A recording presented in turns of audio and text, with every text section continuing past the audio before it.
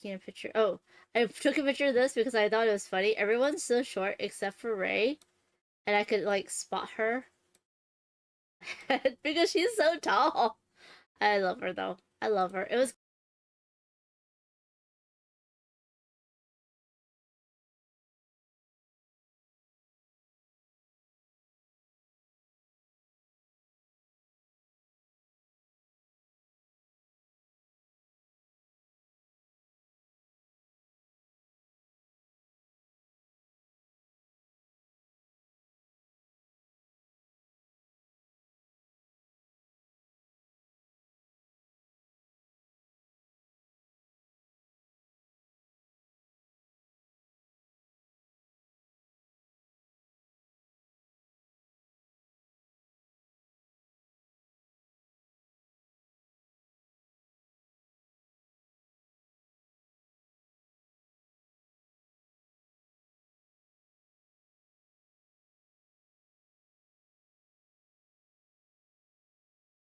And I was just taking a picture. Oh, I took a picture of this because I thought it was funny. Everyone's so short except for Ray, and I could like spot her because she's so tall.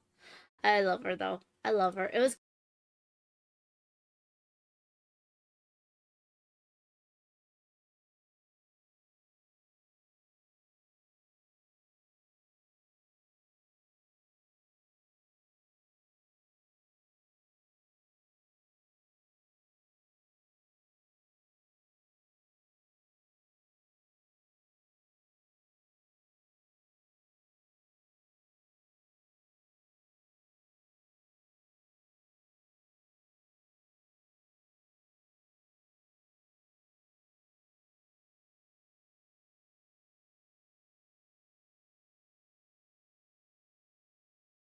And I was just taking a picture. Oh, I took a picture of this because I thought it was funny. Everyone's so short except for Ray, and I could like spot her because she's so tall.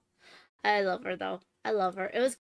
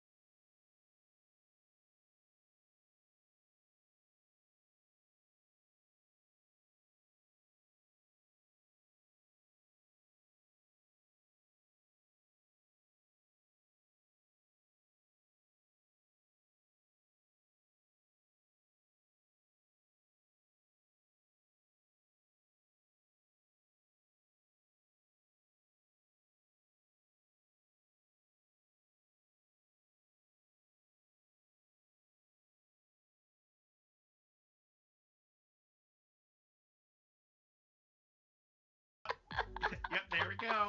Panda shark doo doo doo doo doo doo. Panda shark doo doo doo doo.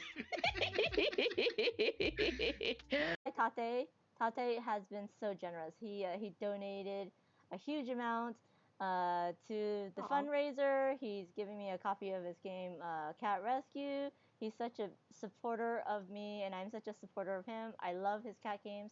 I'm giving away a copy of Cat Sudoku by him since we reached the 800. And I own Cleocatra. That was so much fun. That's such a fun game. This is his newest game that's coming to Kickstarter. Like I said, I know statements and they're all fill in the blanks, either or, it's do or don'ts.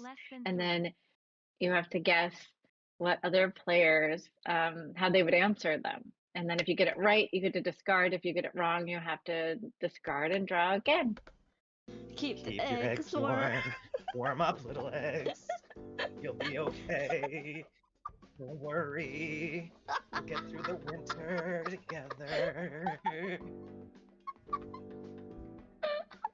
I feel good about this. Really? If I didn't make a noise, it would have been perfect. I had my finger on the button and everything. What the hell, Panda? Like, okay, I'm gonna time this perfectly, and then it didn't go off, and I had to press it again. Oh, you! Oh my God! You just freaked yourself out. I don't know why that's so funny, but oh man, oh, I needed that. Thank you. And then we both started laughing quietly, like. Because I know why you did it, and I'm just like, oh, she did it again. But not only did she do it again. It's like drafting, but not. Like, the spell casting auction part, it's kind of like drafting, but it's unique. It's really interesting. The set collection is, what you would think a set collection is, which is really nice. But yeah, having those in-game, end-game goals, having only 2 rounds with that very interesting spell casting, bidding auction mechanic is really cool. I pictured some Victorian dude with a giant bong, like sparking it up. I'm like, all right, everyone, it's dinner time.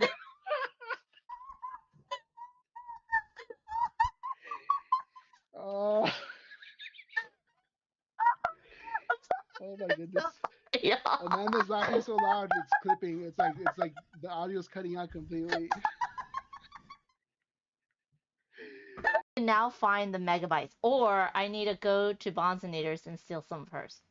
I don't know how many she has left. I keep telling like, hey girl, if you run low, let me know. Let me find some in your area. Like, because there's been multiple streams that she's been like, I haven't eaten, let me go grab some goldfish. I'm like, you need to feed yourself. Like, yes, you need to take care of yourself. You put out so much energy during your stream. You need to acquire food to have that energy. That's quite true. Like, totally derailed my chain of thought. Anyways, okay, so I figure, okay, y'all, we are all decked out. Now she's trying to dear. Oh my god. Hello, thing. Violence and media. Oh my, yeah. We all are wearing very nice. I have my Rocket and Groot shirt on. Jess has her going to be the catalyst. So Anna Maria had this amazing idea to do an interview series with the questions from this game. You think you know me?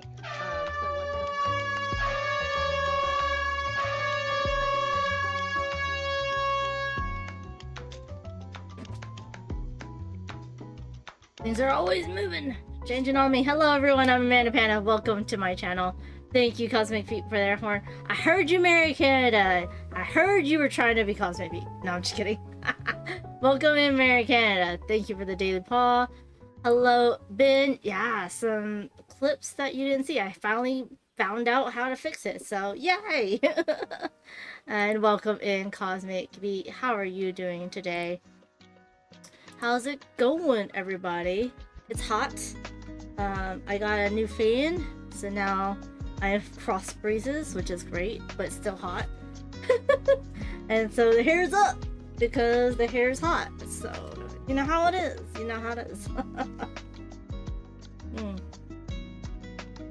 But I'm excited because even though I haven't fixed it yet, I'm going to go and do some Banz BGAing, aka I'm going to basically talk about some and show off some games that I got recently in the mail, and it'll be good because then you get to see what I have coming up next for the stream. And I'm trying to figure out if the music's too loud. The music's too loud. Too loud, even though it's kind of cool. A little lo-fi girl summer lo-fi radio. There we go, that's better. Yeah. How are you all doing? Are you staying cool? Staying hydrated? I got my bottle of ice water. And I have my can of fizzy sugar. Coke. It's Tuesday, so if you follow social media accounts from a lot of us in the Southern California area, on Sunday I canceled stream and I went to an in-person media event for Bookworm. It's a fun game of action selection, tableau building, a little drafting in there.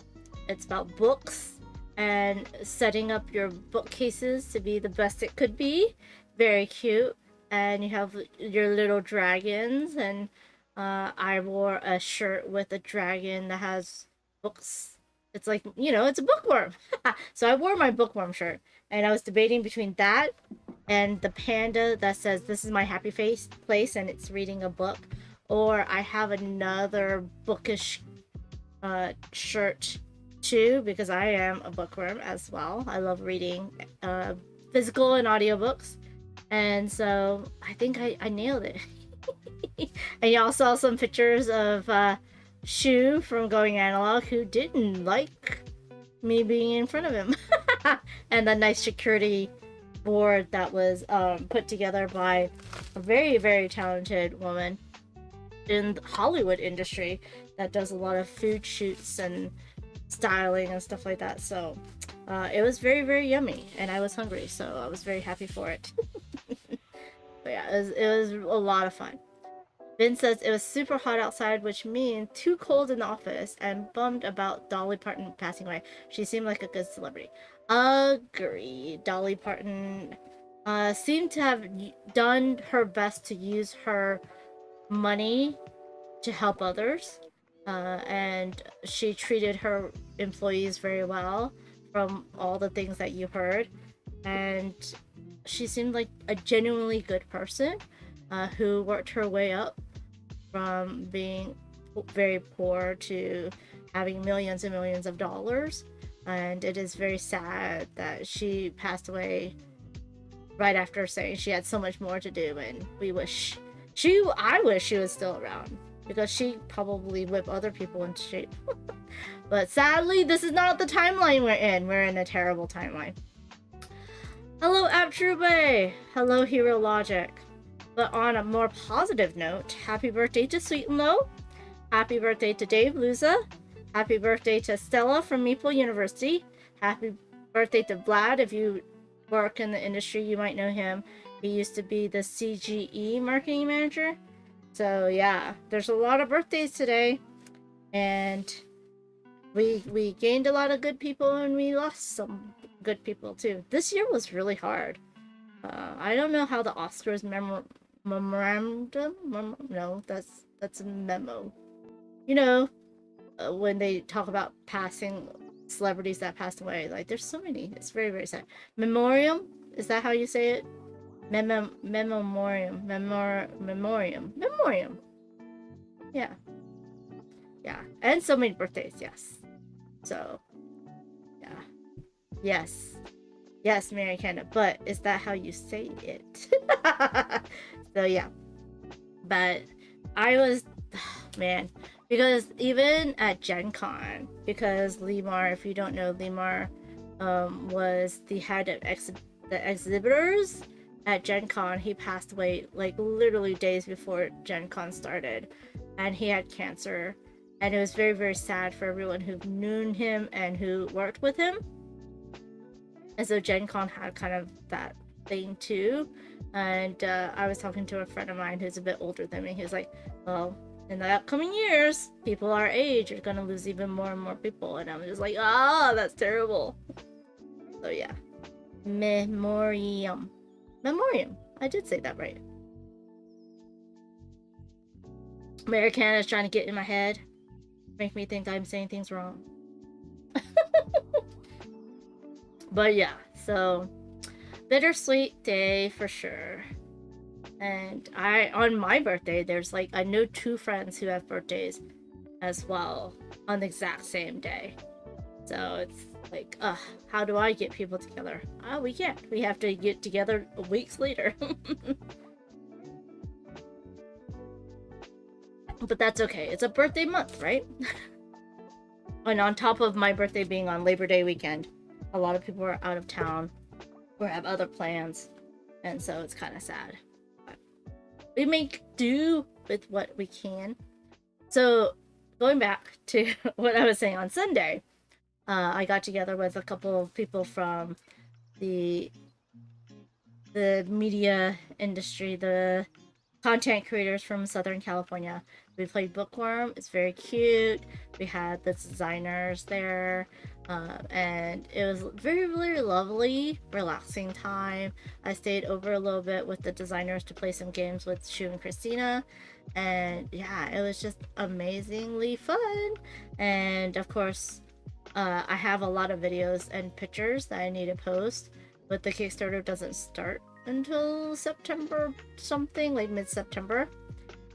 So yeah, there is that. And what I thought was really fun was that I got to play with Paula and Banz and Lincoln Hall. We were gonna have Christina, so we were gonna have a group of girls, but it was fine. We love Lincoln too, but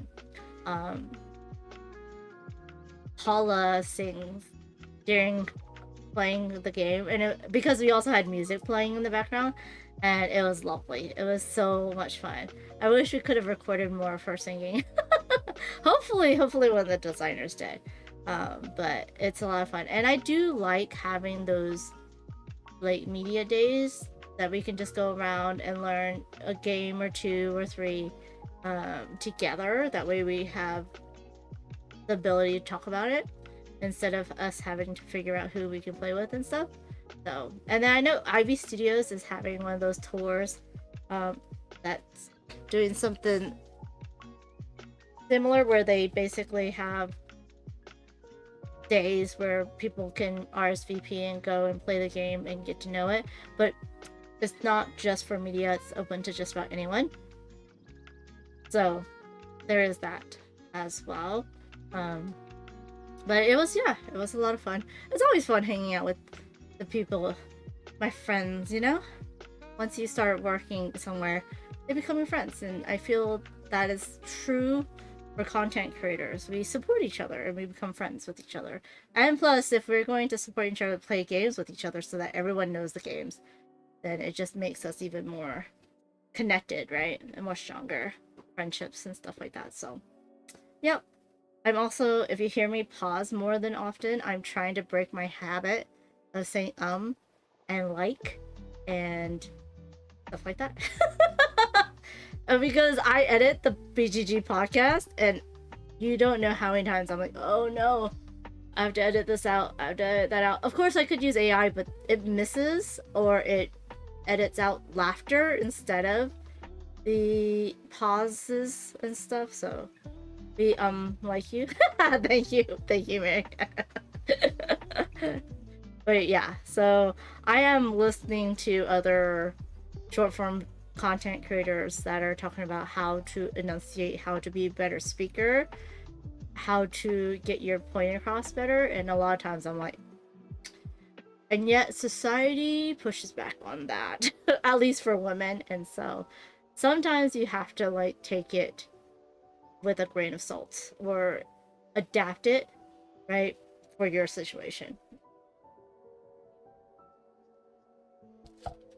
But it is after Gen Con, which means that a lot of new games have come out. A lot of people are getting new games. People are pre-ordering. What have y'all gotten to the table or in the mail? Let me know. If you don't know, at Gen Con, sometimes especially when you have a lot of meetings, you'll ask them, can I email you after Gen Con, and request review copies after Gen Con. Especially if it's a game that's sold out and they want to sell it, and then they don't want to hold back any review copies. So there is that. So some of this is that, and some of it is Kickstarter, of course, and some of it is just games that I wanted. As you know, that a lot of people do. I mean, I'm a collector, just like you. I do need to cull, and it's gonna be a very hard time for me. A very, very hard time. Then says, being self-conscious about your voice is such a challenge.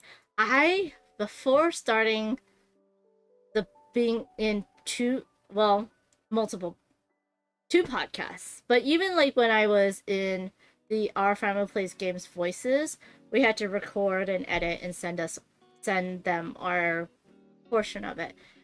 I hated the sound of my voice. I still get a little cringy about the sound of my voice, but being in 2 podcasts right now, it helps. It helps. You're just like, whatever. I just gotta get this done. Like today and tomorrow, I have to edit and record. I have to record a review and edit that, but I have to edit the BGA podcast at the same time, so. Mary Kanda, I'm on the BGG podcast, the Board Game Geek podcast, and you can find that anywhere that podcasts are. Let's see. I know I have a link. It's like a link tree, but it has everything on it that I can put into the chat. So that'll send you to all of my socials if you're missing anything. And I'm on the 5 by podcast. So 5 by podcast is 5 reviewers reviewing 5 different games, and they're each about 5 minutes long. So I've gone over and under. I've sort of done both, where I've gone over time and under time. And most of my podcasts are between 5 and 5.5 minutes. I'm also evolving. Like, the more you do a podcast, the more you're trying to figure out what you like, what you don't like, what people like, what they don't like. And so I'm always evolving my style. And I'm not really a reviewer. Like, I know what I like. It's hard to articulate that and make it very entertaining, because I can review. How entertaining that review will be, that's up to you all. So there is that. Am I growing a 3rd arm? Evolving a tail? I don't know, would a tail help? A 3rd arm might help, especially since I like to do a lot of handicrafts, crafts that use your hands, but I don't think a tail would help, unless it's like a monkey's tail. But even then, wouldn't a 3rd arm be more helpful than a tail? Because you have a thumb? Prehensile tail, hold your keys while you're carrying in the groceries. But Mary Canada, I'm a woman. I can hold all groceries and my keys. I'm just kidding. Have y'all seen that? There's like some kind of trend of how much a woman can hold in their hands. So I just helped, the algorithm put in front of me a short form video where this, woman's partner is filming her, and she has a cat, and then she has a book, and then she has all these things that she has to put on the book.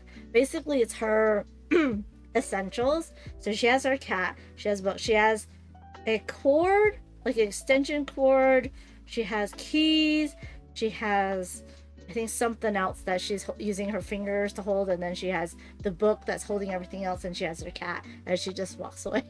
And her partner's like, oh my god. Hello, Banz! How are you doing? It was so good to see you on Sunday and hang out. It was so much fun.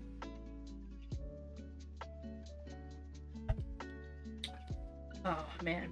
Yeah. It was really great. And if you saw, it was funny because we're all content creators. We're all taking pictures from different angles. Just Banz reminded me.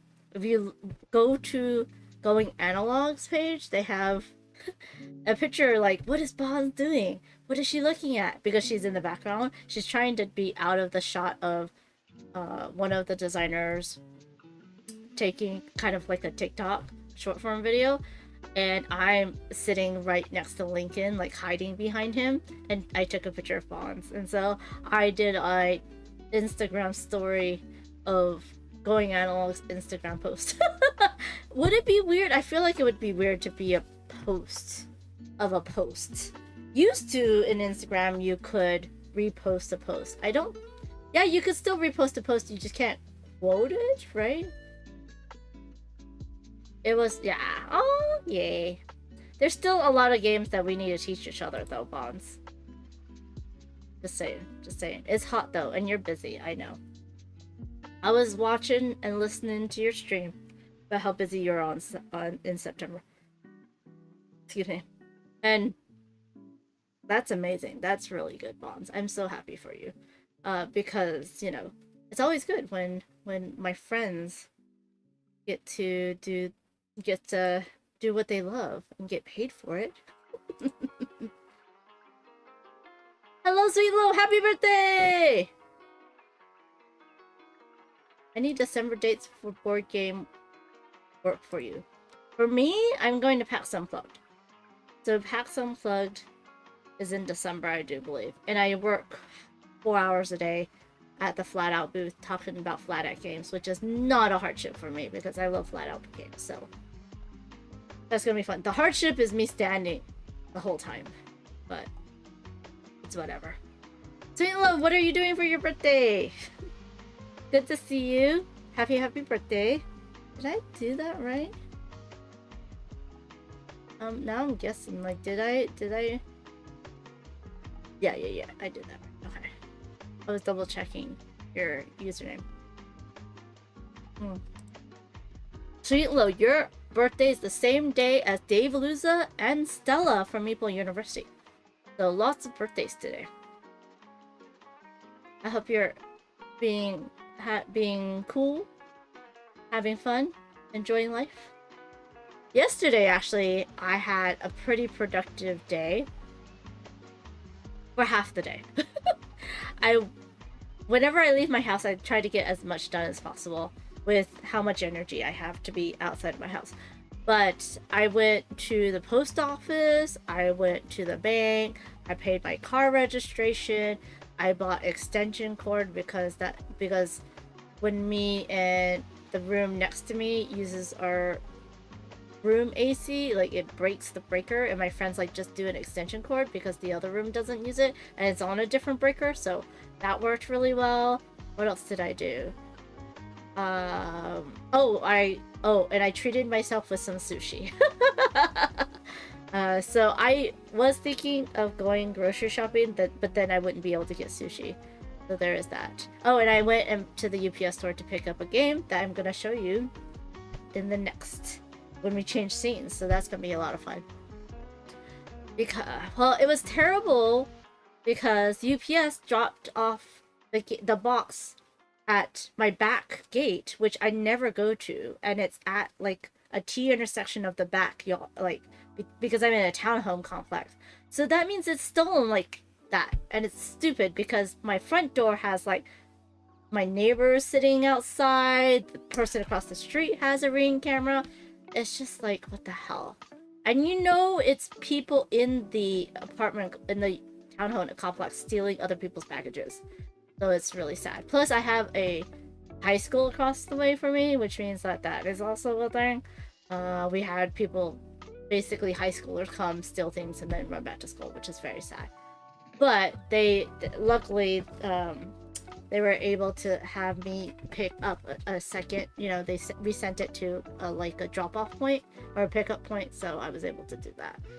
But it was weird. It was really weird. It was in a CVS, and I was just like, and they didn't know what they were doing, and their system was getting a little wonky. I'm like, oh, we'll have to figure something out. Maybe I'll just have to spend the money on a like mailbox or something, which is a little bit too much out of my budget, but we'll have to see. Sweet Lo says, it's pretty busy work day. I have an 8 p.m. conference call, to do presentations, and then we'll hop onto Bonds' stream, which I do less stuff this weekend. Ah, yes. Yes, the weekend's gonna be fun, right? Ooh, does that mean, Bonds, you're doing the teach to Sweet and Low of how to play a game? I forgot which game was it Clank? No. Was it Clank? Or was it something else? I forget. Mary Cannon says, could Panda and Bonds be roommates? Split rent, save money. Oh, it's Game Makers. Oh yeah, thank you. Game Makers is good. Mary Cannon, we'd have to move. And I don't think Bonds would want to live with me, honestly. It's a lot to be housemates with someone.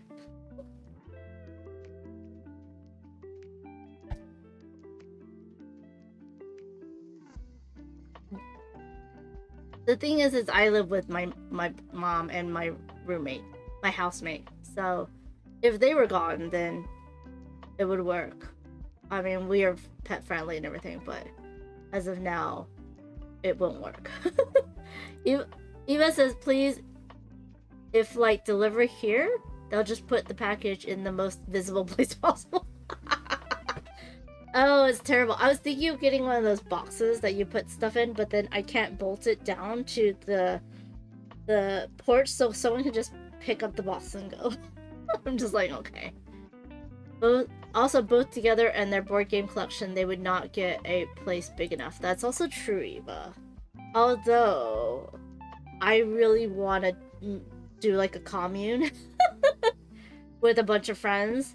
Like, it would be great if we got a piece of land and then had little like townhomes or cottages, and then there would be a central house, and that would be like the board games and crafting and library, you know, house, and you could have guests over there, and then everyone else's house would be much smaller just because it'd be easier to clean, and then you'd have one cleaner just clean the main house. But that would be if I had lottery money. I mean, I've heard people go in and buy a mansion together before, and everyone could have their own apartment. It's just like how the British royalty, right? Is that they have this palace, and then they could have a whole apartment within the palace, which is basically a full floor or half a floor, right? And then there's actually offices, and they still feel safe and feel privacy and all that stuff. And I think that's what I wish more like senior citizen communities would be like, because then you would have your own private place, but then you would be able to see people at the same time. And I was listening to and watching the movie, what was it, the Thursday Murder Club? And that's what it was like. They had a mansion that they turned into a senior citizen home, and everyone had their own kitchen and living room and bedrooms and stuff like that, so that then they could just come down for group meals or, you know, gaming and stuff like, and having fun in meetings. I have seen the boxes and packages right next to the balls that yeah, it's terrible. It's a different thing if you had like a bench and then they could put it inside the bench because people don't think to look in the bench. That is true, Ben. Best friends don't always make the best roommates. And you might be best friends because you're not seeing each other every single day. There is that. But having your own cabin or your own apartment floor would help, right? Because you could always just go back to your own personal space.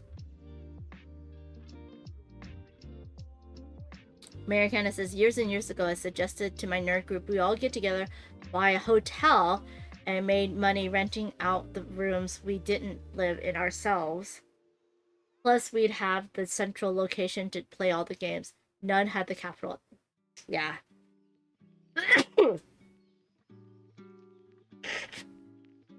That would be good.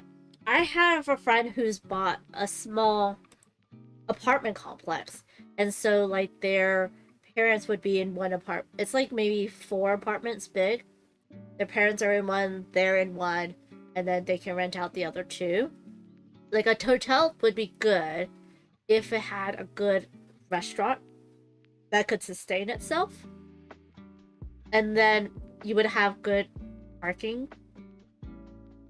You would have enough parking for guests, right? And like one of the ballrooms would be like a board game room.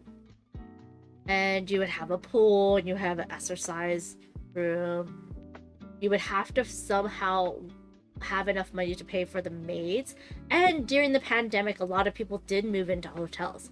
And I know a couple of people that are still living in a hotel where they basically own that room and they can ask for maid service if they want to, but they don't have to. And then they don't have to pay for like cleaning of the linens and the towels. That's all done by the hotel. And it's very nice. It's a very nice room. The one that I went to, it's like a suite, so it's basically 2 hotel rooms that are connected by a door. And so like one could be a bedroom and the other one would be the living dining room. But this hotel had kitchens in it, so it was a suite hotel. So they basically had 2 suites, so 2 kitchens and everything. So I was like, wow, that's really, really nice. Sweet Lotus says, I am almost old enough to live in one of those senior communities. I would totally hang out and solve crimes and play games, right? Americana says, bad news, senior communities are all about mahjong and card games. They're a petition. Hey, don't be bad-mouthing mahjong. Everybody says, happy birthday, Sweet Lo, yay! Oh, you have a presentation. I hope it goes well. Yes. Yeah, it's always hard when you have to work on your birthday. Which is absolutely, yeah. I feel like everyone should get their birthday off. Are you doing any of the free stuff, Sweet Lo? Like, do you sign up for all the stuff so you can get all the freebies on your birthday? I think now a lot of them you have to have the app. They don't just send you a coupon, or you have to go on your birthday. It's not your, like, you can go during your birthday month and you have to show your driver's license to say it's your birthday. So it's a little bit harder now to get birthday freebies than it used to be.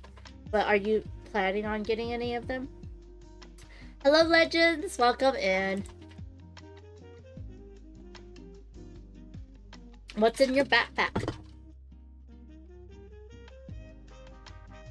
Go over to here.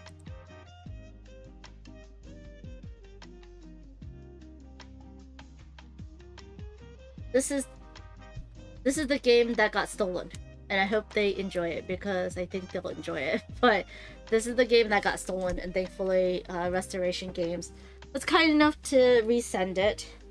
I don't know if the other package had promos, but there's a couple of promos for people who backed the Kickstarter and who bought it at conventions, but I didn't get any of the promos. But I'm very grateful for this game because I love Thunder Road, and this is like the lighter version, but it's a standalone sequel, which means, or a standalone expansion, which means that you can mix this into Thunder Road Ignition if you want to, which is really, really cool because this has some things that Ignition does. That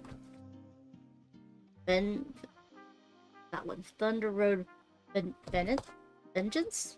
I forgot what it is. Oh my goodness. Oh no, American, your brand new bike was stolen.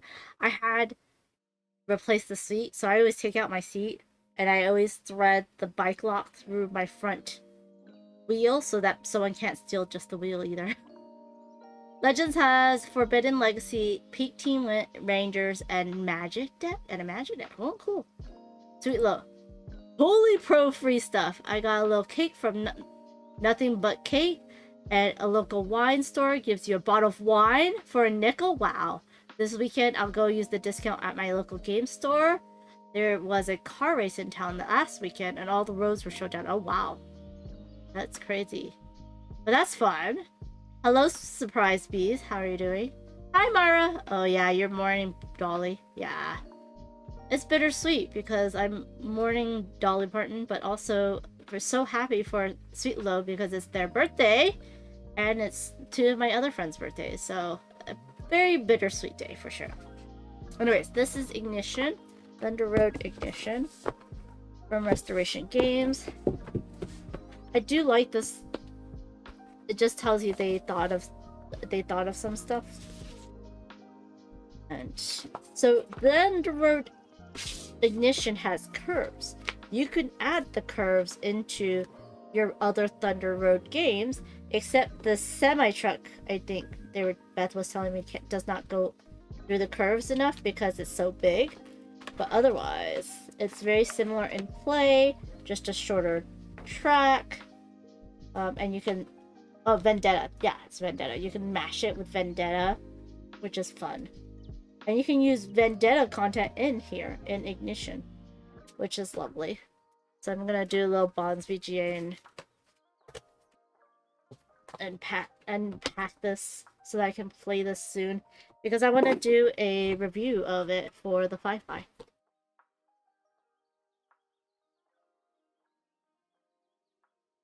Yeah. Oh, and these are double-sided. Very nice, very nice. Surprise Bees is mourning Dolly too. May see about donating books to kids since it was a cause she loved. Yeah. Yeah. I'm sad I never went to Dollywood. As a kid, we went to all the theme parks, even though I didn't like roller coasters. But yeah, Dollywood was on my list to go and see. I don't know if we know what happened either.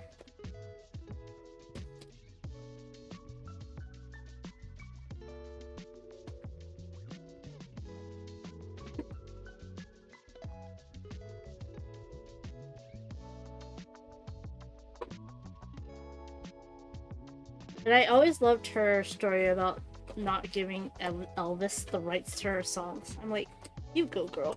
You go girl. You stand up for yourself.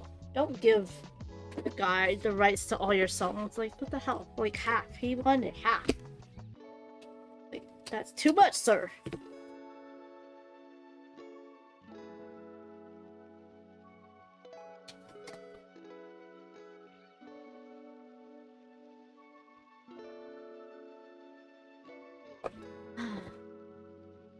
Mara says, I went a couple years ago. Oh, to Dollywood!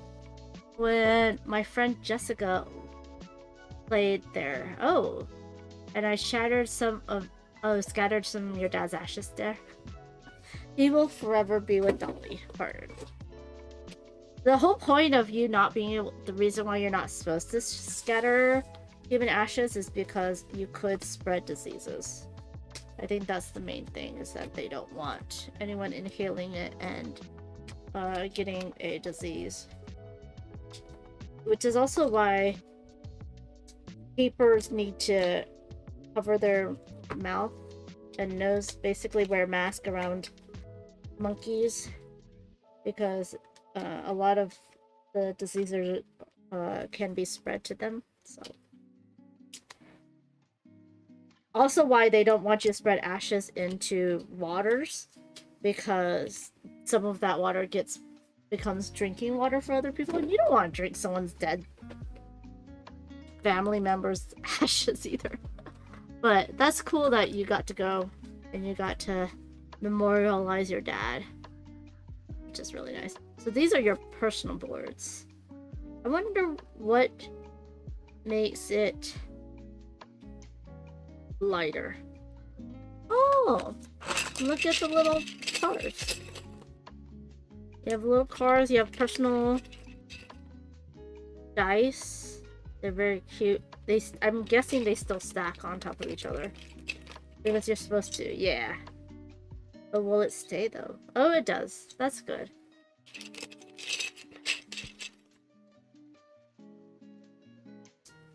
Seven stream streak. Yay, La Johns. Thank you so much for the support and the views. Always good to see you. Are you going to the Hawaiian Game Convention? Is it Oahu this year? There's no bags. I'm just putting these here.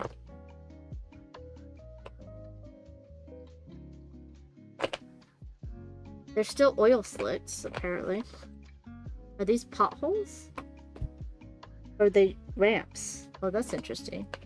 I think these are, what, bombs? And then this is the start? Maybe? Yeah. Or is that the end? I think that's the start. Where's the end, then? But here's the curves. And then these would be very similar to the base game, to the regular game. But these are what makes it different. The curves. Let's look real quick.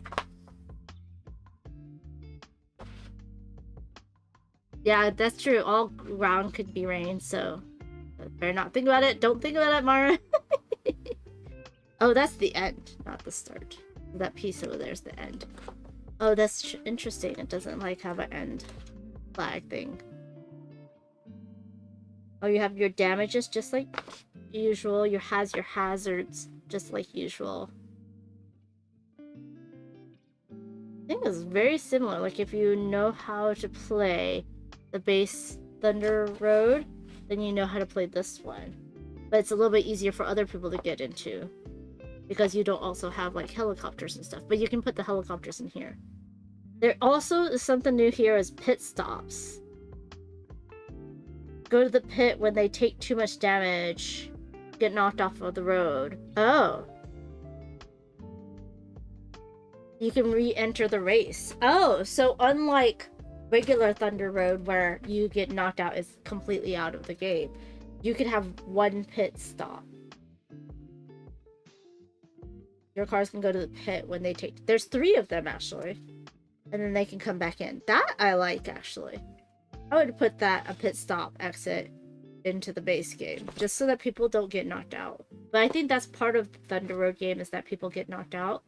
Especially since it's much longer track. This one is a much shorter track. Everything else looks very similar. Well, there's rubble, there's oil slits, there's a minefield. That's where it is. Oh, it is a ramp. It stops moving. Roll the stunt die. Uh-huh. Interesting. Is there barricades? There's barricades on the road? Yeah.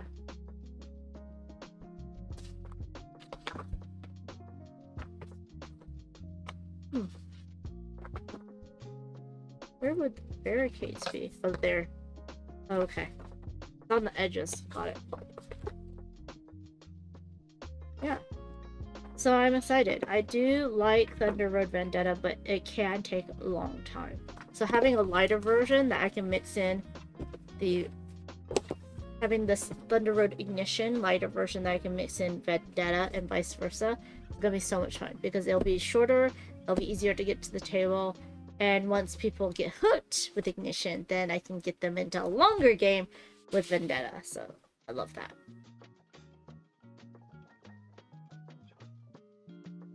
Mary Karen says, I'm almost glad the game doesn't give bags. I have so many. But remember, this is for someone getting in, a more casual gamer. So if it's for more casual gamer, I feel like they should give bags. But I don't think it needs to give bags because the pieces are big enough that it doesn't matter. If that makes sense. So Myra and I are playing Junk Drawer on BGA. Myra, the game ended because I could not place a tile. And therefore it ends after your turn, I do believe, and then we score it. So anytime someone cannot place a tile. And I've already placed in the other 3 sections, so I couldn't choose another section to place that tile. So that's why I didn't. But yes, so Thunder Road Ignition, I'm excited. I am gonna do a 5x episode because it was requested, and that's gonna be a lot of fun. So that's coming up. Just check my social media.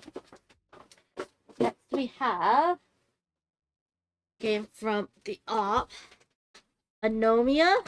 So I have played this one before. There's a little pin as well. A friend of mine, Arwen, from Cardboard Time, loves this game. This game gives me so much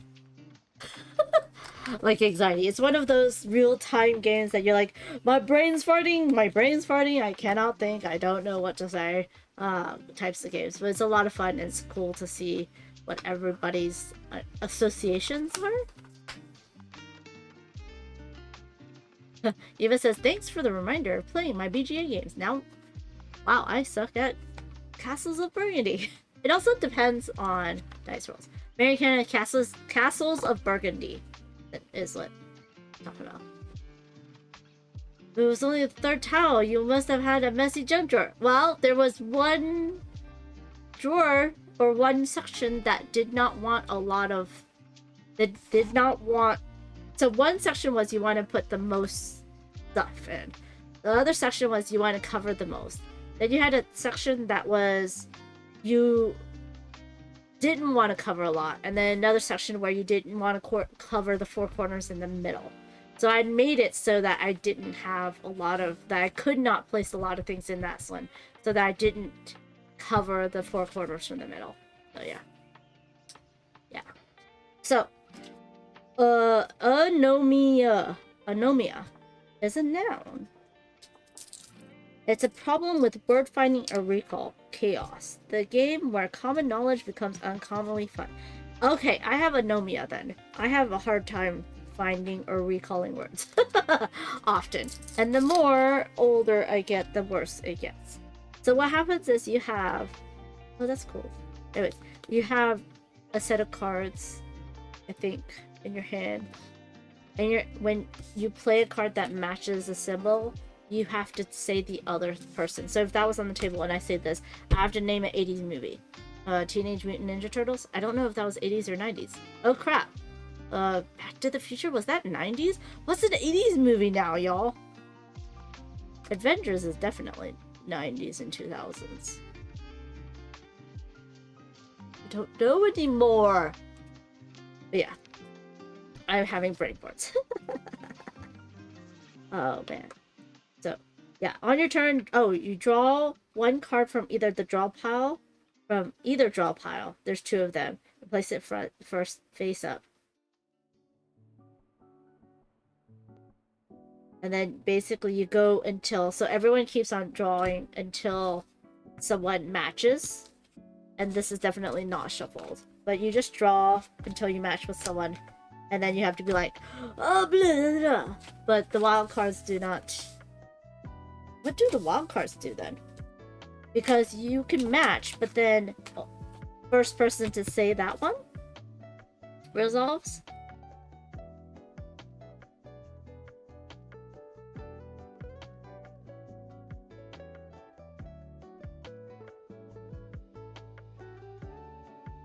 What do the wild cards do? Once wild cards are in play, you're not only watching for matches with other players, you also need to pay attention to the symbols of the wild card that trigger face-offs. Okay. So usually when you trigger face-off and it's like, I flip over this one, I have to say that other person's and they have to say mine. I'm guessing with a wild card, the first person to say that correctly. And it's anyone, right? Usually if it's a face-off, it's only between the matching players. Oh no, it's always only between the matching players. That's interesting. That's interesting. Angry Eyes? Is that a movie from the 80s? I know the song Hungry Eyes. I don't remember the movie Angry Eyes. Like if this was flipped up, what is a TV show? Kids TV show? I can only think Nickelodeon, but that's a TV studio, not a TV show. The Muppets? Fraggle Rock? I'm showing my age! But that's how you go. So it's frantic in that way. And it really will make you go, oh no, I cannot think. But it's very fun. And so they have this promotional edition with this back that has cards. How many cards is in here? That's a lot of cards. And I'm sure maybe you can get a free copy of because it's a promotional edition.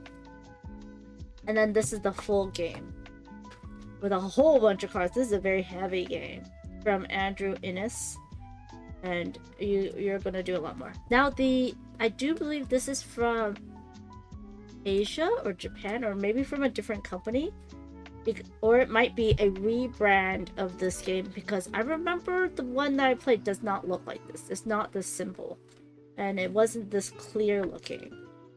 So that's really cool. No, a card said Mr. Potato Head parts. Oh, angry eyes. That's very true! Oh my gosh, that's so hilarious. In Toy Story, his angry eyes. That's so funny. And then they gave me a pen, which is very cute. I like the colors. So these are the different symbols you'll see in the game. That's Anomia. Well, I did go to an event that I went after it closed because I didn't get knowledge of that it was ending sooner than it first stated. But they still was able to let me fill out a form and send me some review copies, so thank you to them. This is from Gen Con. So this is the new Reiner Knizia Trail to the Temple. Mine's is already open because I wanted to get it played with some friends. And this is a quick one. Very interesting. So I can show y'all. There's this board. Ooh, look at that. Ooh, that's pretty cool. And then you put the tower, the temple. Come on, temple, come out. And it's just a temple that you don't have to take apart at all. And then you have the different symbols. These are the different icons that go here.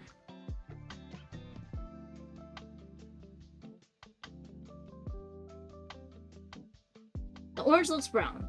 I do have to say that. There is icons on the colors for colorblind friendliness, and I wish this counted up instead of down, because then you can...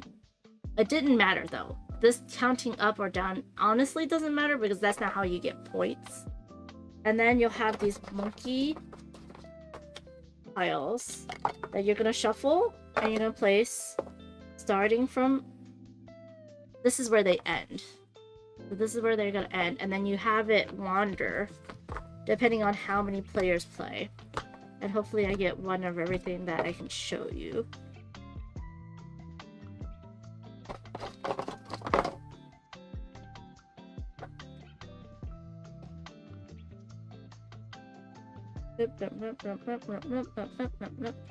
Nope, I wanted the other thing.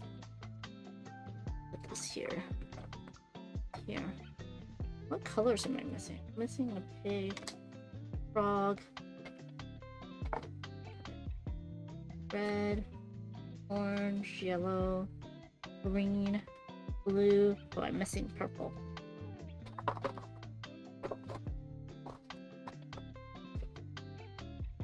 And I wanted to show you one more thing. Here we go. Purple and here. Okay. Okay. So you'll make a random wandering path of these tiles, and then the people go start at the beginning of the path, and they're usually standing up. And then depending on how many people play, you'll put these tiles underneath certain of the path ones.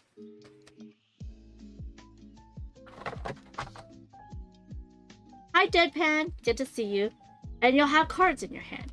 So let's say you have 5 cards in your hand. On your turn, you're going to basically play a card and then move that specific person that many spaces. So if I play this card, I move this person 4 spaces. And then whatever I land on, I take the token and put it in front of me. So if I did that, say I did this, let's do this one. 1, 2, 3, 4, 5, 6. simple, right? But let's say someone, it's like this, and there's tiles behind the last adventure, then these will move these up. So this does nothing, and then this will move it up 3, okay? And it's important that you know that, because these will only score points depending on where these icons are at the end of the game. So if it was like that, right? The first 2, that's the highest, will score 2 points, so double the number of icons that you have in front of you. This will be just times 1, and this is 0 points. Then you have these, which have the adventure looking on them, and 2 numbers. The biggest number is if they come in first place, that they're further along on the track when the game ends. And then the second one is if they come in second place. So if someone else was further along, they get second place. So you might want to work together and try to move them so that they're in better placement. And then we have the, looks like chocolate, but it's actually boxes, crates. And those are just points each, so this would be worth 3 points. This allows you to move any 2 of these drones. Either 1, 2 spaces, or 1, 2, 1 space. And then this is for 3. And that's it. And the game ends when one of the drones gets to the top, or when one of the adventurers gets to the top. And that's it. It's pretty cute. One last thing I forgot to tell you is that there's these big tiles. When someone lands on it, they get what's on top, and then it's a special effect.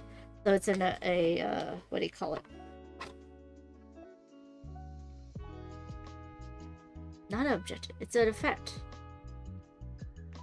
It's an effect that affects everyone, basically. Oh, there's a panda boogie. I am hot. It's fine. Let me find the bag that I was supposed to put these back into. Where did that go? Oh, there it is. But yeah, quick, light, fun push and pull game where you're trying to get your pieces or what you take to be worth more and not let other people get too many points off of your hard work. So yeah, it's very fun. And it's good for casual gamers for sure. Also, I think even regular gamers had fun with this one. I'll put this away, and then I'll do the boogie. Oh, I don't know what is... Okay, so it was this way. Trail of the Temple. A lot of people call it the Shiny Monkey game.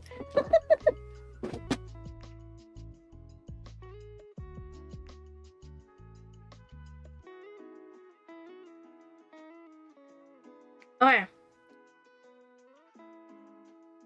Wait, invent the Shiny Monkey game. Trademark! Thank you for the redeeming the Panda Boogie. Oh my gosh, it's so hot.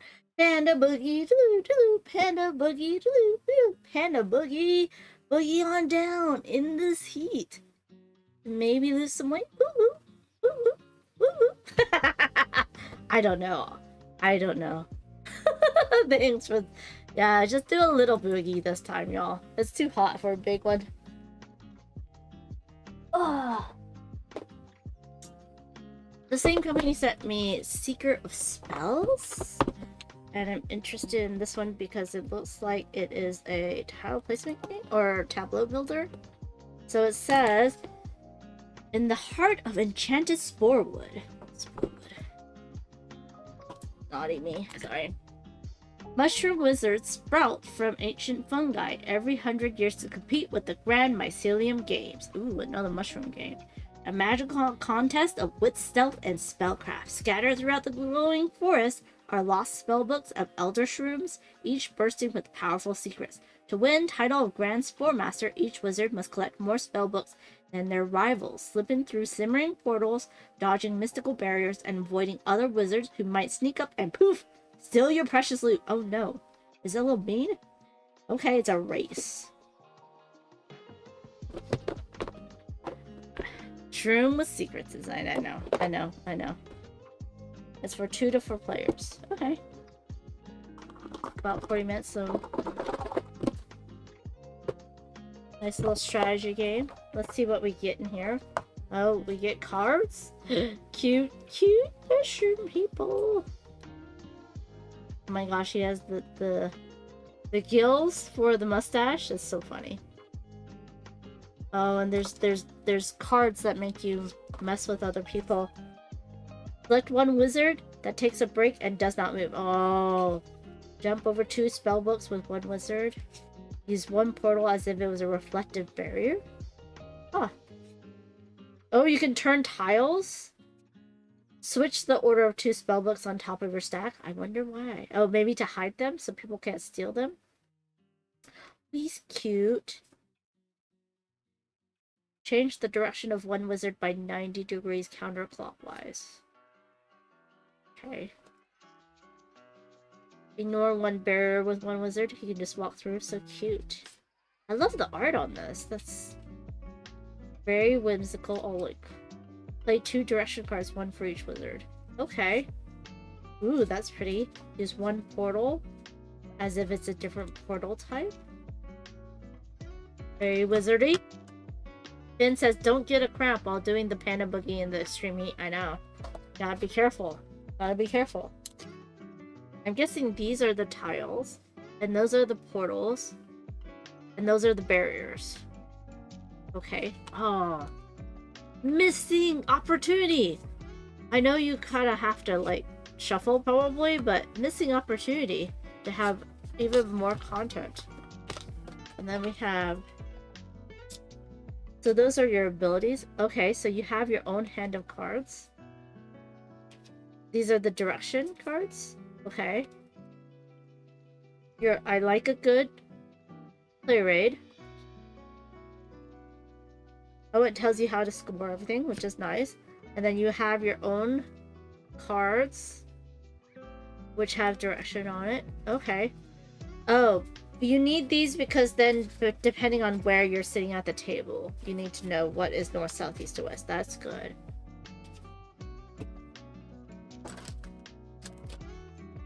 Screen printed meeples. Ooh, ooh. And a giant screen printed first player marker, I'm guessing. That's pretty.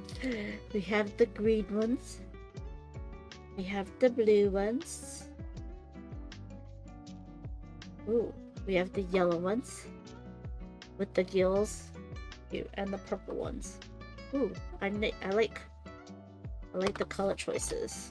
I like how it matches the edge of the color of the meeple as well, because that makes it so much easier to see. That's very nice. And we have a mystery bag over here that's blacked out for some reason.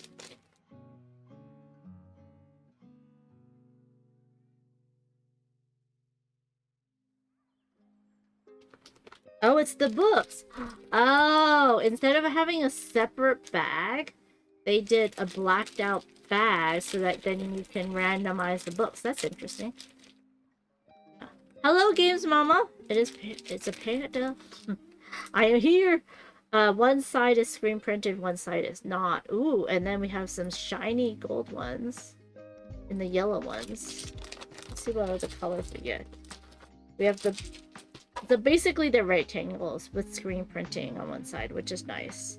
And only the yellow ones are shiny. And then we have some red ones as well. Oh, it's like almost like a snake, almost like a hare, almost like a... I don't know. An orca? I don't know. But it looks like you have 5 colors of books. I love all these games with these little books in them, but there's nothing on the sides, like, for titles and stuff. I am excited, because I also did Bookworm, which has books, but the books are cards and not tokens. So we have the direction cards, which we've seen. Oh, and that's for where the start player marker is. Oh, it's the current player marker. Oh, over here.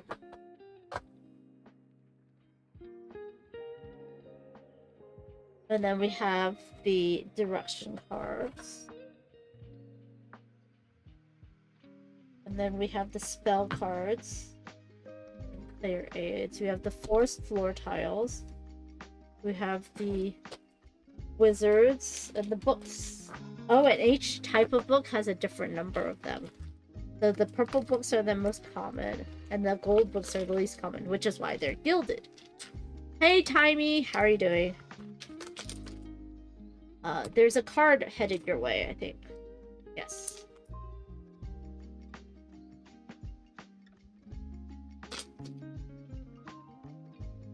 And you just want to get the most books.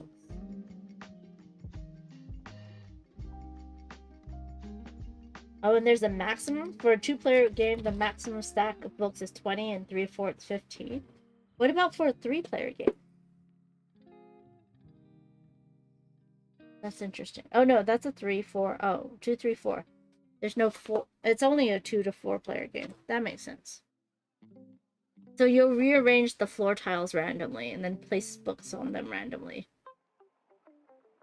Okay. And place the directions around, and I'm guessing you're going to basically play out what you want to move. So simultaneously choose your direction of movement, and then beginning with the start player, they'll do their movement. You have to move both of your wizards in that direction. Interesting. And it moves until it reaches the first non-empty square or barrier. Okay. So it stops at wizards or books or barriers. Yeah, it does wrap around, so the board wraps around. That's fun. Ooh, I am interested in this game. This looks like my type of puzzle game, but it can be a little bit mean, I'm guessing.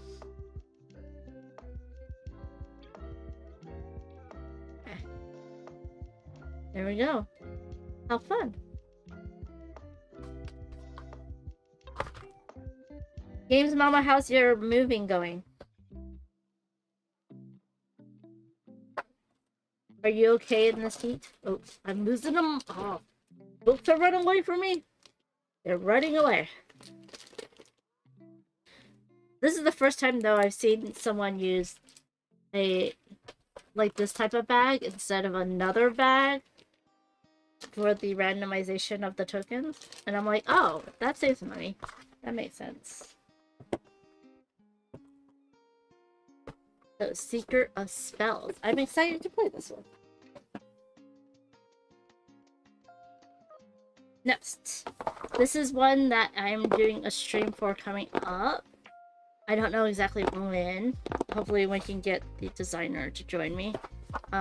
It's Six-Sided Seas from Rosie Cressy. I have to ask him how he says his name. From Solus Game Studio. And there's a mat in here. And it's dice. So let's go check this one out.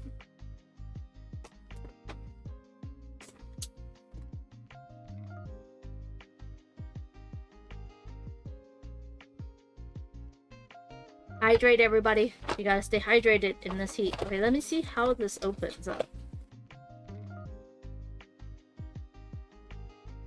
Here's the mat. Which means I'm gonna have to get it back in. Oh, there's the dice. And here's the rules. And this is for retail hanger, which I don't need. Unless I want to use it to actually hang up the box, which might be interesting. So you have multiplayer rules. Does it go solo?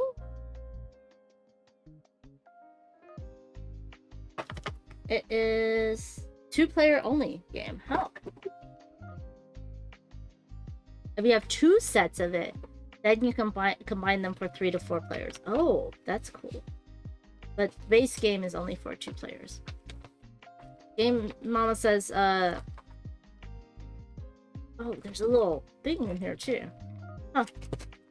That thing. Game Mama says the movie is going slow. Trying to get caught up with school, hyper-focused on game design, still not sure when we'll be landing those job applications and stressed. I'm sorry to hear that. I hope that you find something quick so that y'all can get settled. It's hard, especially with children too, to have the uncertainty. This is the player mat. Am I upside down? Yeah, upside down. There we go. Well, that's interesting. Because you're gonna see it from this side and this side. So having these words being like that is very interesting. Let me see if I play it this side. The only words that are facing me is none of these. And then if I play it this side, this is now facing. This one's facing me. That one's facing me. That one. It's like they like the red side better, and the Kraken's also facing the blue. Well, that's a little bit rude since I play blue. But that's cool that it's a player mat and dice. Hopefully it's easy to get into these. Nope. Nope, nope, nope. Don't do that, yo. What is going on? Is there a thing? Oh. Oh. Don't do what I did. Do you see this edge with... Let's see if I can show you. There's an edge with a thumb cut out. That's where you gotta open the dice. The clamshell. Aha! So much easier. There's a little thing for you.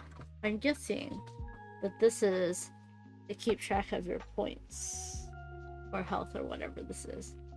That's what I'm assuming that is. I'm assuming you're rolling dice to activate these things. So like,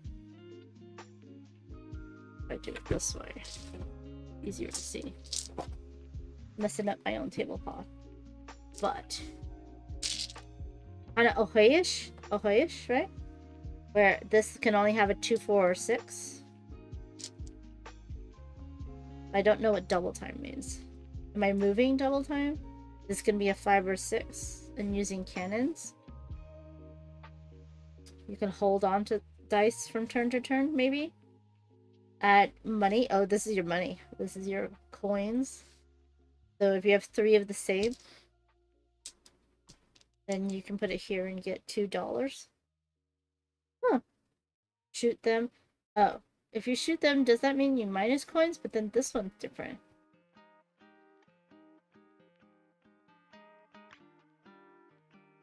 You can send a blue... Oh, this is how you send explorers to the different islands. So 6 equals 6, 1? What? You have to put a 1 there? Or is it only 1 die? I'm just assuming things and making up my own rules. Just saying. So don't like take anything with that's just me making my own rules based on assumptions of other games I've played. Games Mama says job hunting in the game industry is exhausting. One job I applied had over 100 applicants in 2 hours of being listed. That's crazy. That is crazy. Yeah. It's really hard. I feel you. But yeah, so if someone can win as soon as they get more than 21 coins. Oh, you have HP tokens? Where's your HP section? I don't see an HP. Oh, here. These two. This is your HP. Your health points. Oh, that's how you can get hit.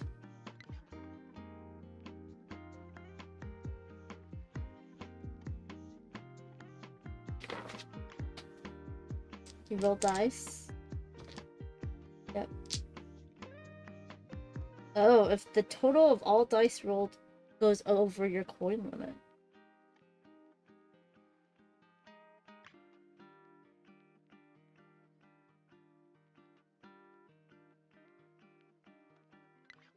How many dice is in here? 1, 2, 3, 4, 5, 6, 7, 8. So you have 16 dice. So the number of dice that you roll cannot go over your coin limit. Or is it the total pip value of the dice cannot go over your coin limit?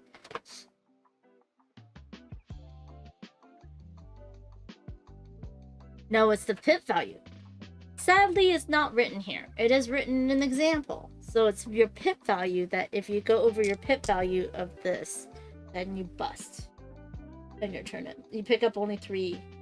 If you rolled exactly equal to your coin limit, then you gain 1 more coin and roll additional die. Okay. And then you've got to move these to activate what's on the board. Lunchtime! What are you eating for lunch, Legends? Oh yeah, cannons reduce hit values. Their health points.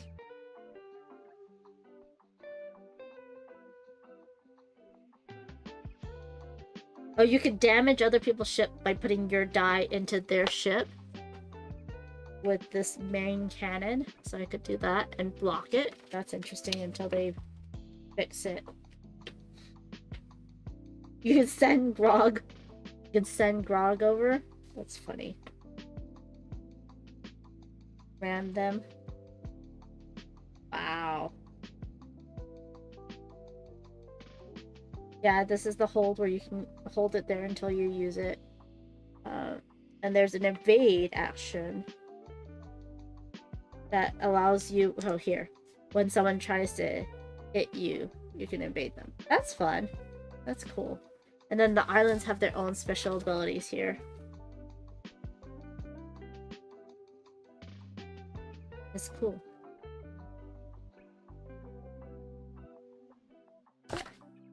Looks fun. I'm excited to play it. Where is the thing that I just... Here it is. I'm like, where did that go?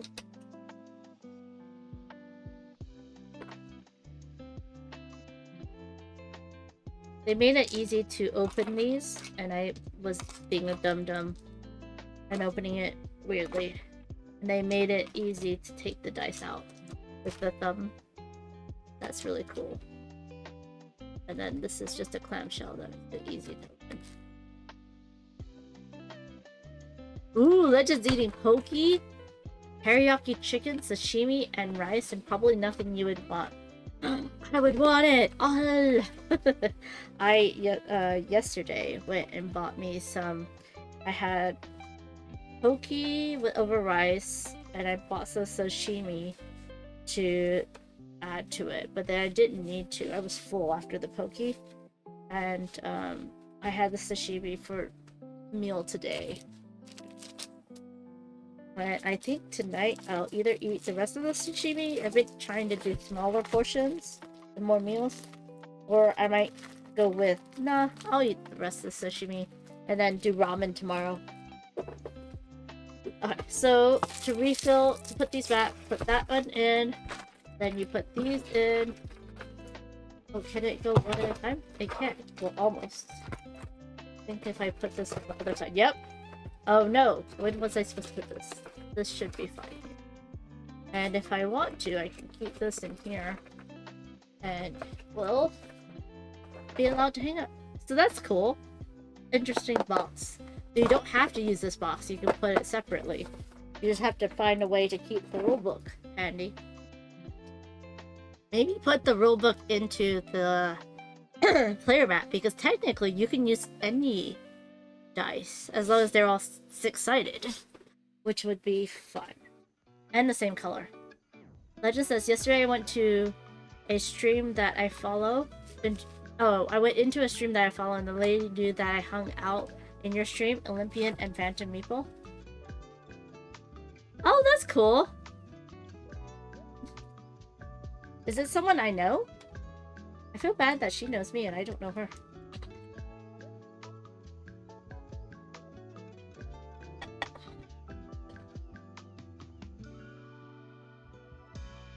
The next two are... Let me double check this. The next two games, I'm gonna be able to show you.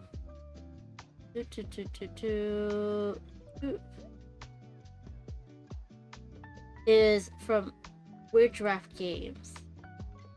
And they're doing a current Kickstarter. I'm not logged in, so it doesn't show that I'm backing or not. Green Granny Bricks. What was her original name? Because I don't know a Green Granny Bricks. Anyways, Weird Giraffe Games is having a Kickstarter right now, fundraising for 2 games. I have them. very prototype form. Just to let you know, they're very prototype, so don't say anything about the box or anything like that. But they're very, very much prototype, not pre-production copy, if that makes sense. So this is stuff that they put together, not a manufacturer, right? And there is 2 games in this where effervescence is you are laying out the animals. They have to touch certain things to be or complete. Put in like basically enclose certain areas to put out your little tokens, and it's very, very cute.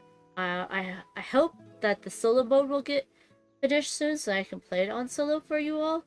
And there's also Flock Ton of Flamingos, which I played with Arwen from Cardboard Time, and that one was fun. That one is a set collection game with a very interesting twist to the drafting mechanism. And I don't know about Spelling Beach because I am also not a spelling word game person. So there is that. But yes. So this is one to check out. It looks very, very cute. And it looks like it's going to be a lot of fun. And do not worry about... I mean, you know Weird Giraffe Games and their start player marker is going to be really good. So, I mean, oh, there's going to be a dolphin mini? So cute. So cute. There's different ways to start the game as well. And different other things that you could add in. Almost like expansions. So, that's awesome. But, as you can see, you're going to place a creature. And it has to be tail to front. And then if you enclose an area, you get to place your little bubbles to touch that creature. And then you'll score. You'll score for it. So, it's very cute. I love the art on this. And there's a lot of extra content to make it even more fun. And it's funny because the way they told me is like, you know, they don't connect to each other. They don't fit with each other. I'm like, that doesn't matter. That doesn't matter. And then this is Flock Ton of Flamingos. It's a card game in which you are going to be drafting, but you have to use your cards to draft other cards, which is a little bit hard for my brain. And it has a really cool first player marker, but it's really interesting because you're trying to collect sets of, I think it's 3 of a kind or 1 of each.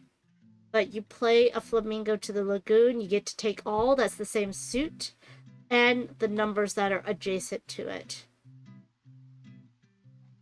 Oh, no, it should be, oh, that is equal to it, I should say. And then if you basically take more than 3 flamingos, you can basically give everyone 1 other card. And you get points for pairs, you get points for runs, you get points for sets of 6 of the same suit. And I really liked it. I played it and it was a lot of fun. So, and then I'd never seen, well, did we talk about this one? I don't think so. You're trying to spell. Oh, I saw it, but it's not my type of game. I'm horrible at spelling games. I know someone who likes it. And this is very pretty. I love the art and the beautiful colors of it. But yeah. Carla and Nick of Weird Giraffe. Lovely, lovely humans. I think they're doing a playthrough with the Dice Terror right now.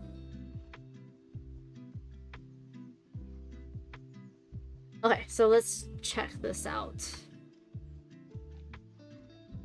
So here it is. Yes, my box got a little damaged. This is a prototype, so do not worry about it. I know dolphins.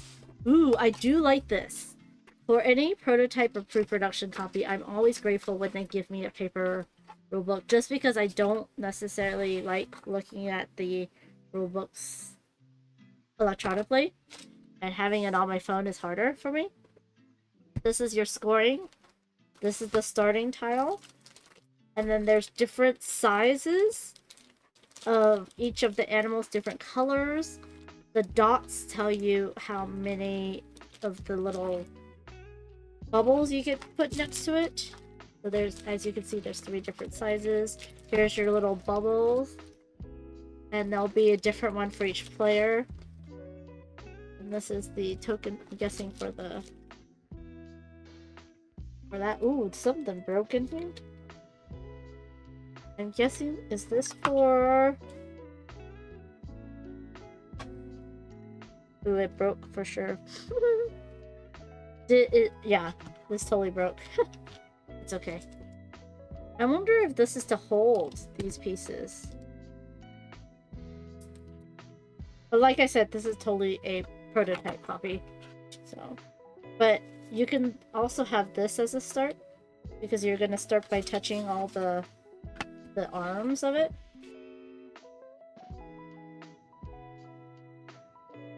This is not going to be the first player marker, it's going to be the dolphin.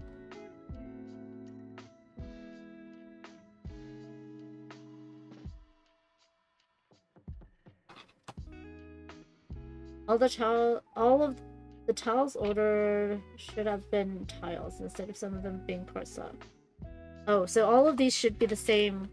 These here should also be tiles. And I'm missing the sunken ship.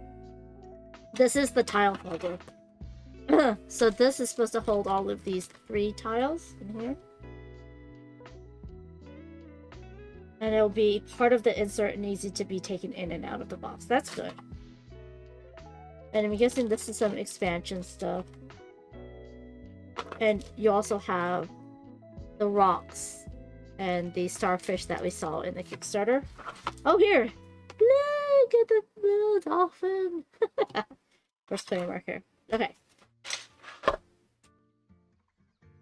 gotta put these in here so that they don't get damaged. Like, the person who sent it to me basically sent it, stuck it in a box and sent it, no padding. I'm like, okay. But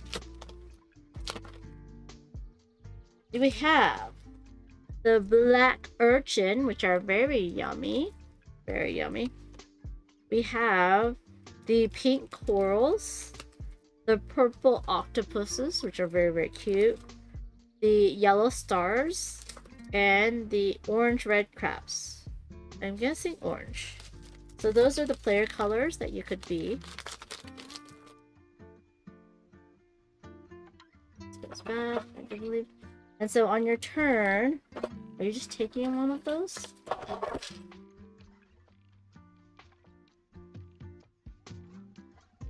There is shapes on the tiles for player, like for the color, so that is more for colorblind friendliness, and then the different dots on that shows you how the size of the tiles. And you're just going to place a creature tile into the shared ocean. Do you keep some in your hand? I think you do. Yeah.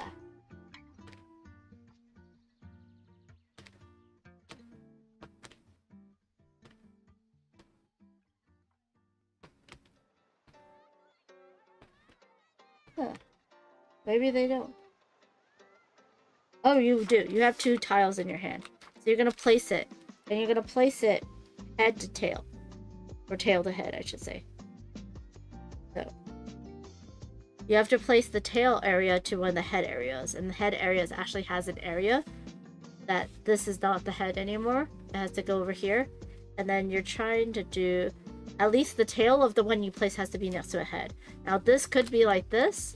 Or you could do this. And if you did this, then I could put 3 effervescent dots or bubbles next to the token that I just placed. Is it 1 or 2? Tiles may never lap.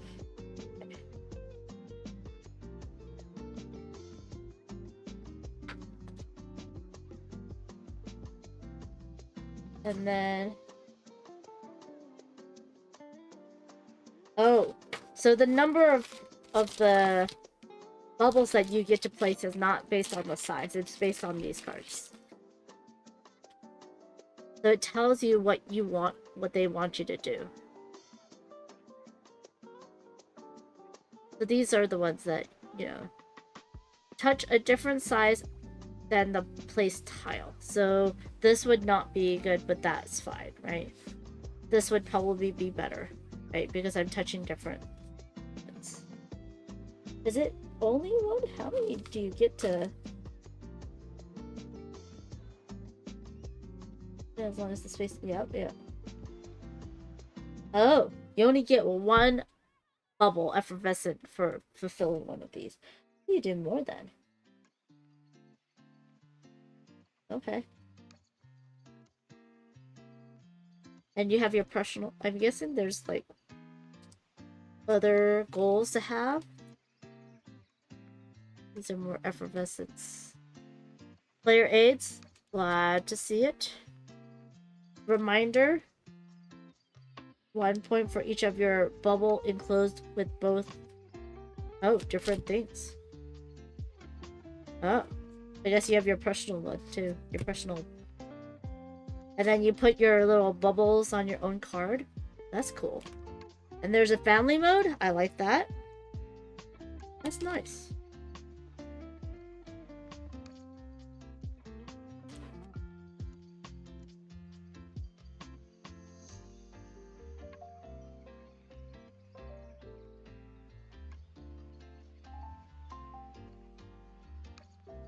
Okay. And then you would just basically choose one of the creatures from the stack. You refill your hand to 2. That's cute. I'm excited to get this to the table and get it played fully. I got like a demo of it, but I wanted to play a full game of it. So. Very exciting. And it'll be very pretty to see how it ends up, like what it looks like when it ends up. So this is one that I really want to do. Want to back up. The back.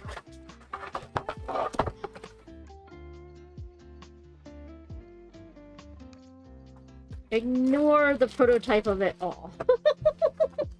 I should say. So yeah. Oop, no. Yeah. Why is it not? There we go. Okay, and then Flock Ton of Flamingos is the card game. It's very, I like this one. I'm excited for this one. You also have a setup and your player aid. And I hope that they get to do this as a start player marker. It is so cute. Very Vegas flamingo style. And then these are the cards. You have your player aid and you have your cards. These are player aids. And then these are the cards. And they're very... I like the look of these. Oh, you have goals too that you could have. That'll give you more points. But each of them are very cute. Flamingos of all styles. Even this one has like little eyelashes. That's so cute. Oh my gosh. The sunglasses. Funny. Funny. The queen. Yeah. So if you are colorblind, you can look at the symbols at the top. Or the flamingos themselves. But if you're holding it in your hand, it's easier to spread it out and see the symbols. So basically there's going to be 6 cards in the middle. And you'll play a card from your hand, but you don't get to keep this one. This will tell you, I get to take this and this because it's the same suit. And then I get to take a 2, 3, or 4, I think. And there's no more, so then I leave this out, and then it gets refilled. And then these go into my tableau. And remember, I want pairs of the number, runs, or 6 of the same suit. And each card can score for both, for all 3, which is interesting. But the thing that breaks my brain is that you leave the card. So if I have a good card that I want to place out, I cannot. I have to put it back, and then hopefully it stays there until it's end my turn. There is another way you can do You could just add 2 flamingos from the deck into your hand. Oh, you never... Oh. So when I was talking about attracting flamingos to your roost, you basically do what I just said and put it into your tableau. You could add 2 flamingos to your hand, or you could play flamingos to your roost from your hand. So you can play it from your hand. Okay. I thought the only way was through this.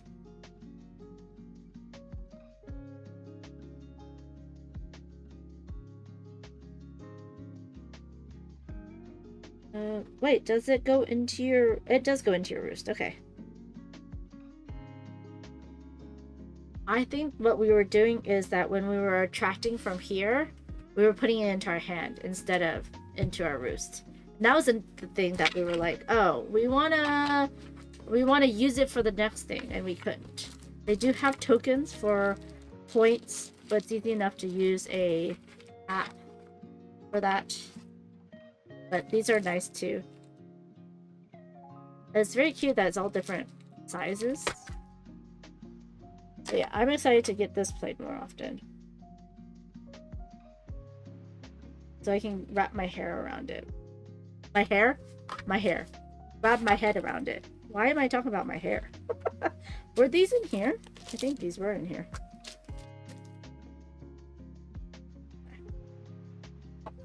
But yeah.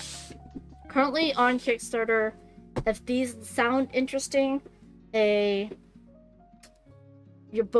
everyone's building onto the same grid of things and helping each other out a little bit, but you're trying to make certain goals and connect different things, and maybe you leave things open so that you can connect it next time. So that one's very cute, and then this one is a set collection with a very interesting drafting mechanism as well. So I really enjoyed both of these. So that is Effervescent and Flock Ton of Flamingos, currently on Kickstarter, and Weird Giraffe Games has a very good reputation of making sure that their Kickstarters get fulfilled, and also supporting their community and the people that basically back them. So please go check that out, and it's pretty well priced, I think. What's in the deluxe edition? The box. Okay, so so that is the first wave marker. What is the dolphin? Oh, it's extra content. Oh, cool. Okay. And then I feel like you do want to have the extra content. Where's Flock Ton of Flamingos? Here it is. So it's the cards and the tokens and the first player marker. What makes it deluxe?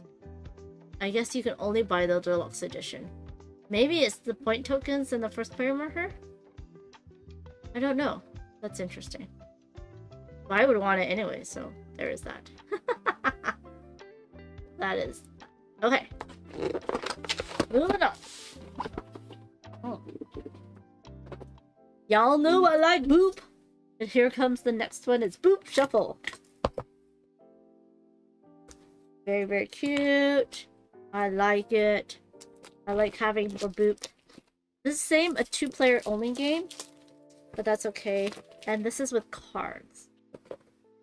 Oh, I do like this. It has a cutout. Oops. So as you can see, so it makes it easier because you know these stick. And then you have your rule book. And what is this? Mary Candace says, poop jokes aren't my favorite, but they are a solid number 2. Oh!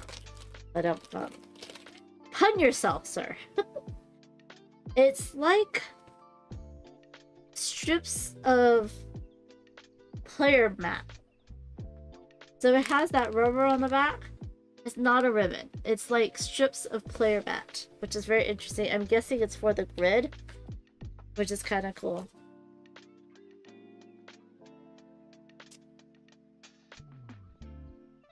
Oh, and here's the cats that you put out. Your big cats.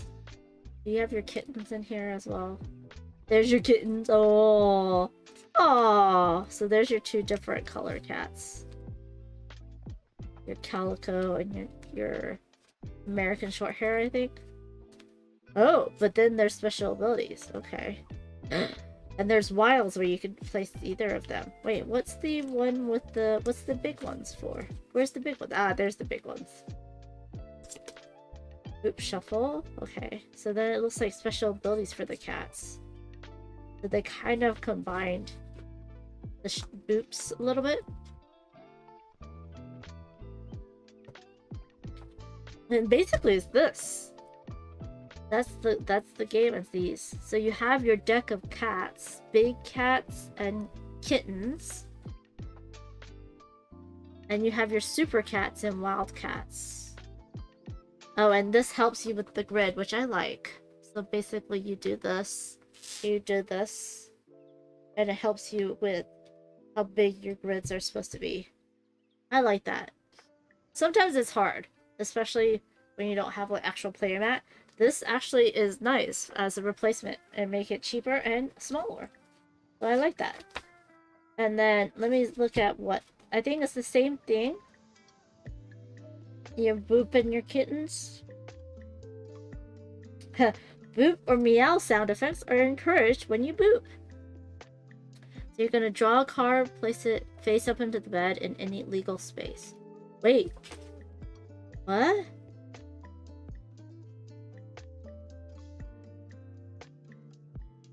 Okay.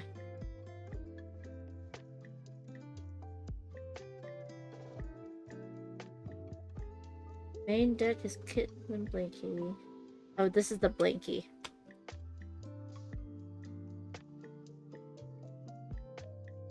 Oh, you're placing other people's cats.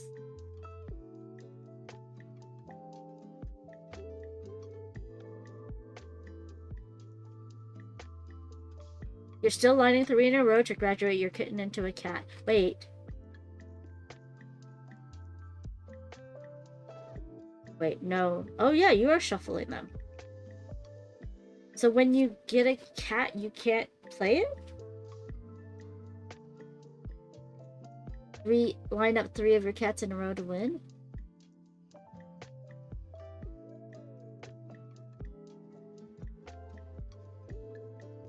When any 2 or more cards are already in the line of board, another card played line does not push. Okay, same thing. After moving getting 3 kittens. Horizontal graduates all 3. Oh, you graduate all 3 into cats. Okay. No, okay, so never mind.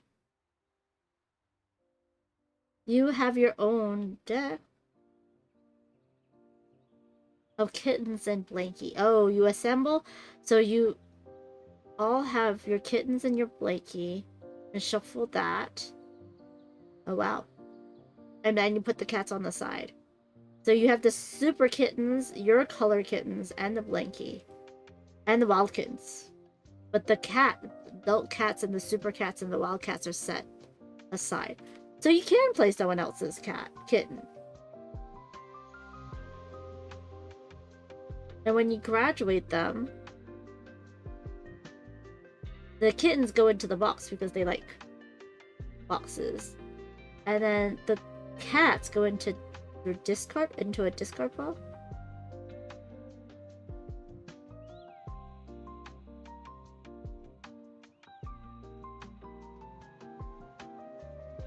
Okay, so does that mean when you boop someone, they go into a discard pile? Yep, they do. Eventually, the main deck will run out, and then you shuffle your cats and all the discards. Okay. Okay. And then we have clever kittens, super kittens, and super cats. And it boops 2 spaces away.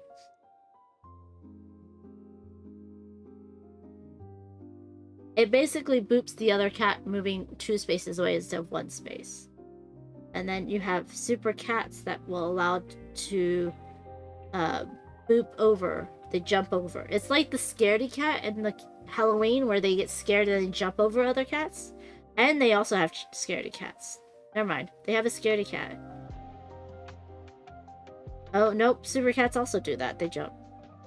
And the blankie. You place it on top of a kitten or a cat. Oh, and it takes a nap and it's out of play. Aw. You could boop it. Boop the blanket. Oh, that's interesting. So it's kind of like a ghost. Interesting. And then you can play more advanced rules. How cute! It is a table hog, though. It's gonna be a table hog for sure, because it's gonna be a grid of this and this. Which is basically like a regular round or square table. Yeah. Interesting.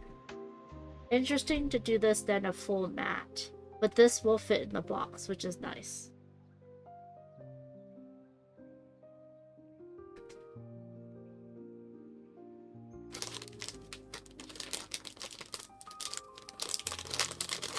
And I'm guessing having the rubber makes it not as, it doesn't move around as much.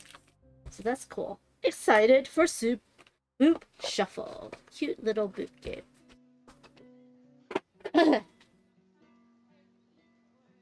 Now, I joined a giveaway on Grant Lyon's Instagram from Blue, Orange, and Yellow Games. And I won! So this is popcorn that I won. Thank you to Blue, Orange, Yellow, and Grant Lyon for doing the giveaway. So, very exciting for me. I was looking at this one in another game, but this one looked more fun to me. So, popcorn for 2 to 4 players. What does it do? Welcome to your local cinema. We're delighted to welcome you. Would you like some popcorn to go with the movie? This week, we've got another great lineup of films for you to enjoy. Much better than the one across the street, if you ask us. We've chosen the best movies because you're the best audience. Okay. There's quite a few movie theater games now.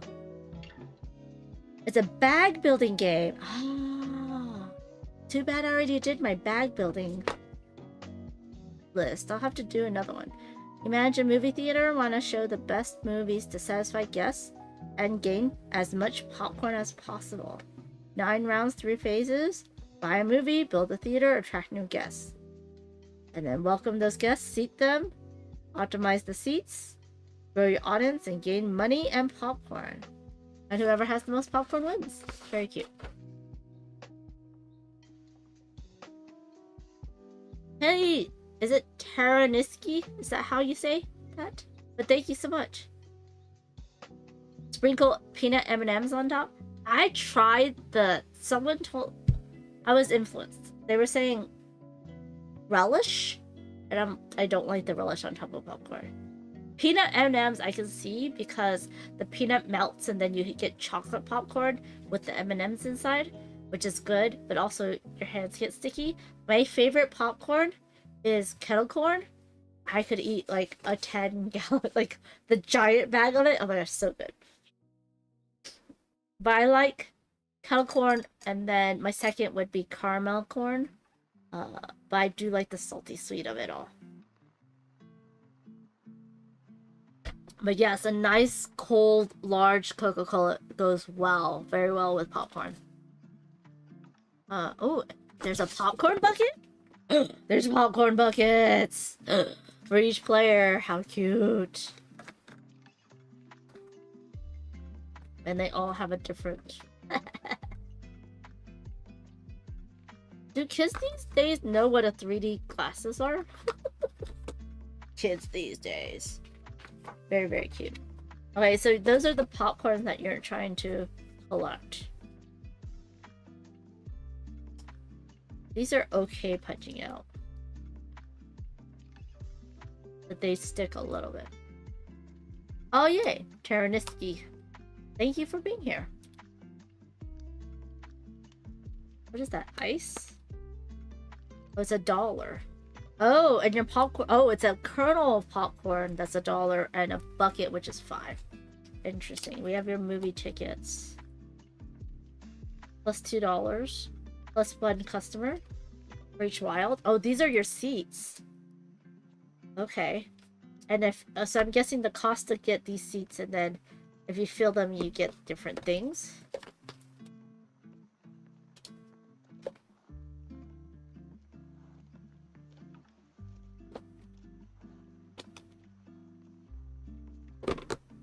Are these customers? Maybe.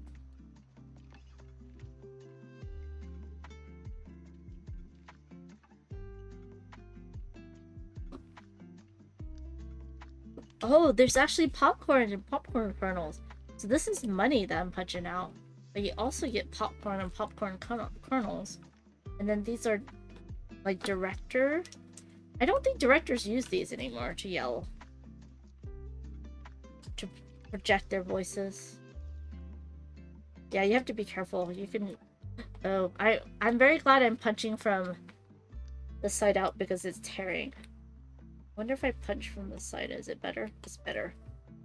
A little bit better to punch from the flat side. No, it's not. Nope. Punch from the indented side, it's tearing, so. And then we have the popcorns. Ooh. Oh!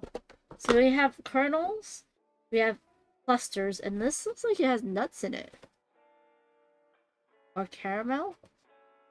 And we have more seeds.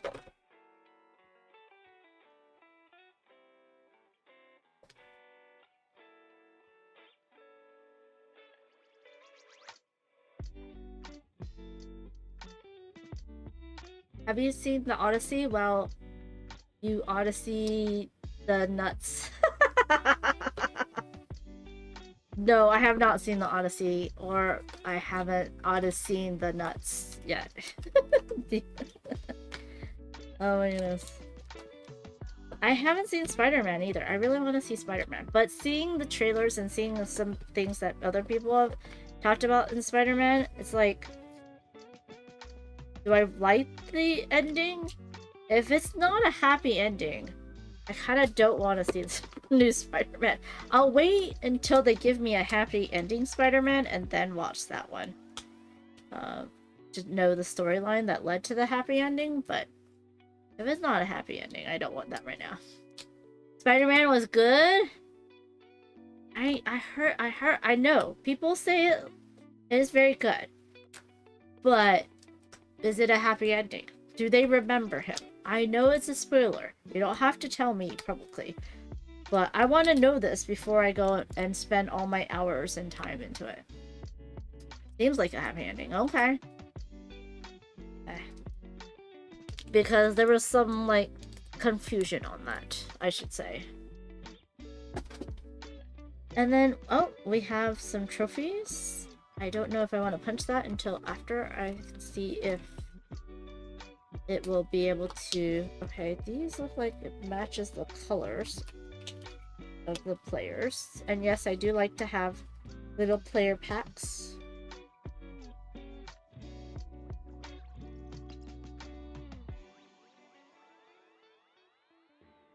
That. Ooh, dual layered boards. Very nice. Oh! Am I sliding in things? Well, I can slide these in.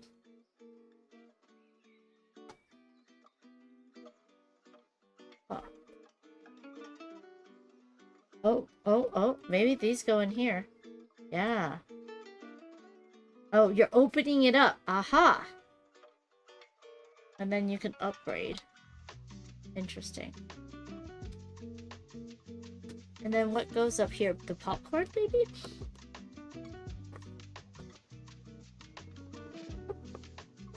Baby steps. More Punisher would have been appreciated. It is interesting how they all connect. I like it. I like that they all connect. All the movies connect to each other. Okay. Oh, you do you slide cards in there. The starting movie card.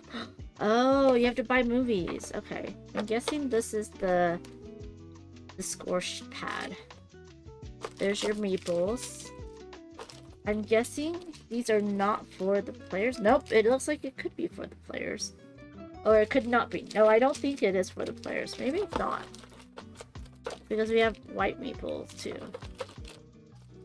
We have a cube for every player though. Can I make little player packs? That's my problem. I want to make little player packs. And I'm guessing the meeples are not per player because... Oh, we have bags. Oh yeah, it's a bag builder. I forgot. So the meeples are not per player color.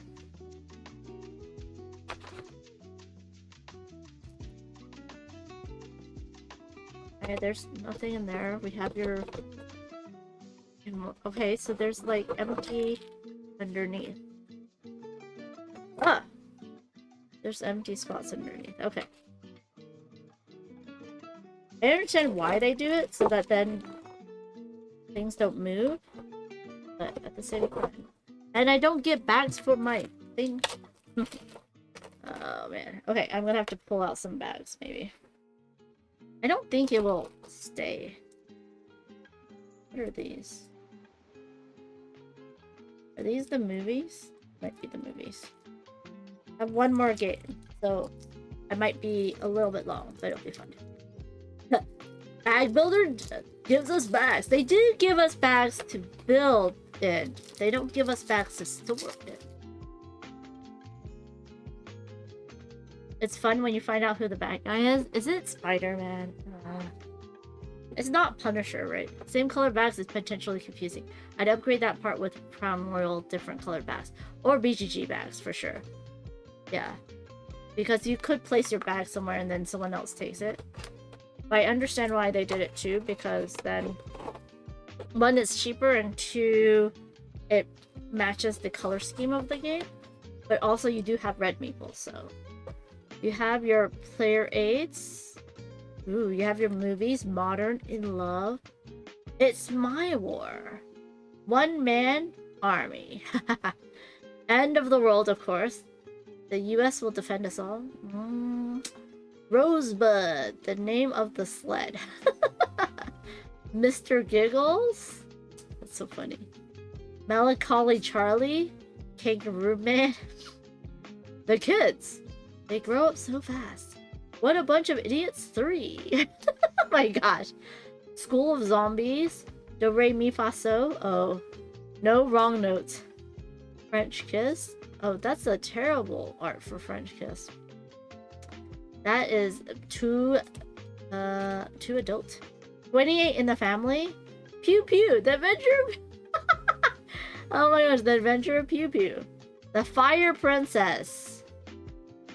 These will soon be real movie titles.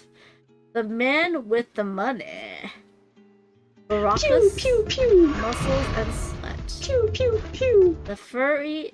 I said the furries. The Fury of the Serpent. But the Furry of the Serpent would be weird.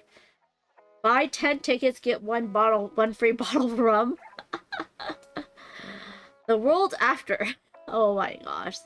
The Volcano. Unknown Destination. Oh my gosh. Gentleman Driver.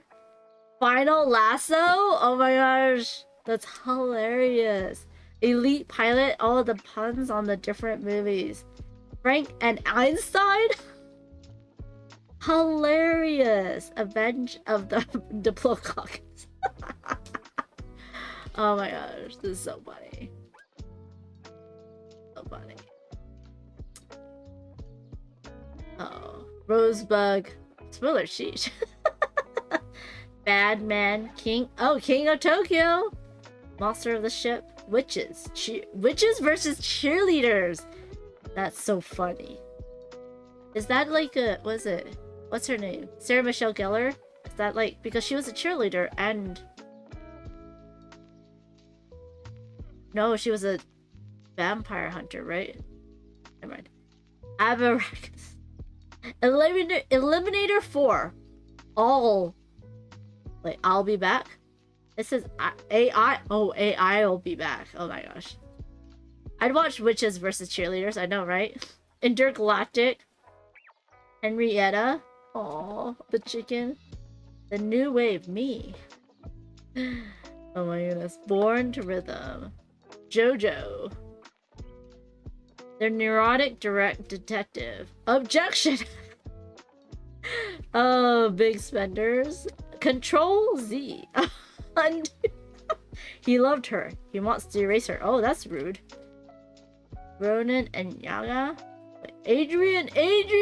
Oh, that's so funny. The Godmother! And the final showing. That's funny. That is funny. So these are the movies that you need to buy. Put into your theater.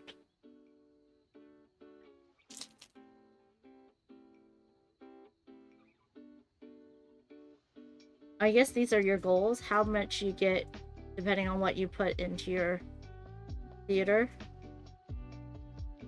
And you want certain meeples? Okay, cool, cool, cool. All the rom-coms all the time. They had some horror. They had some action movies in there. Okay, if I put that there, does this fit in here? This fits in there. I'm guessing these are gonna fit in here. This needs to go onto here.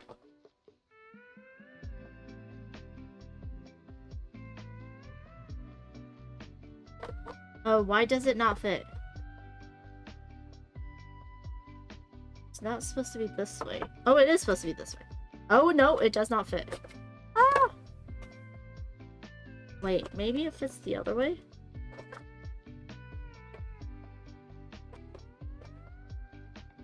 Maybe it fits this way.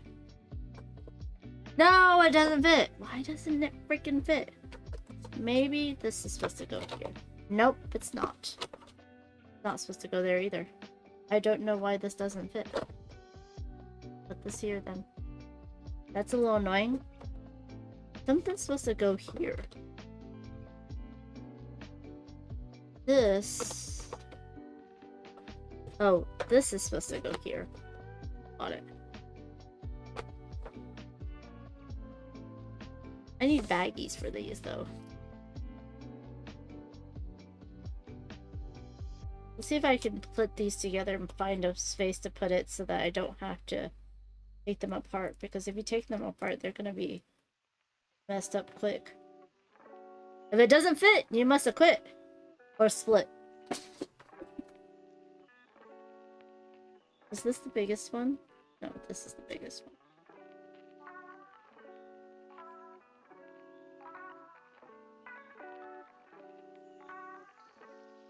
Oh, that could work. Does it fit in here? Maybe it fits in there better.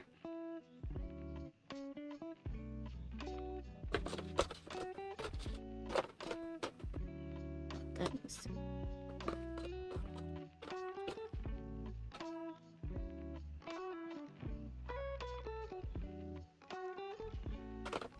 Okay. Why is this in its own thing? I'm guessing it should be with that.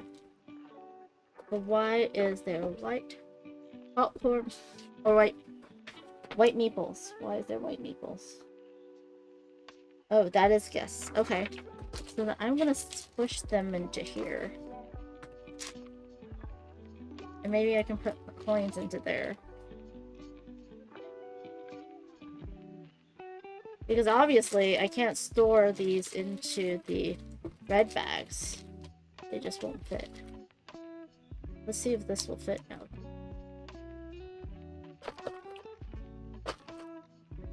Okay. Hopefully that fits, and then I'll put the coins into here, or the monies. Money, money, monies. I still have to punch these out and put them somewhere.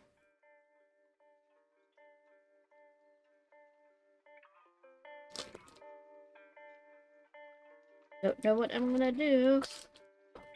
Where am I supposed to put these then? Do they fit here?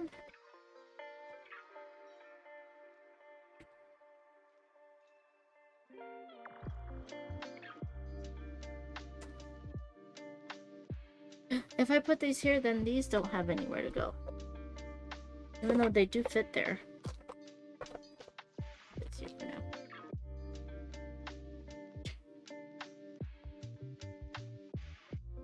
I think I need 2 more bags. Because if I put these in here, it's just going to not fit. Actually, these could go here. Okay. These can go here. This can go there. I do need a bag for that. And I need a bag for these popcorns. That's probably going to go here. Color value. Okay. That one.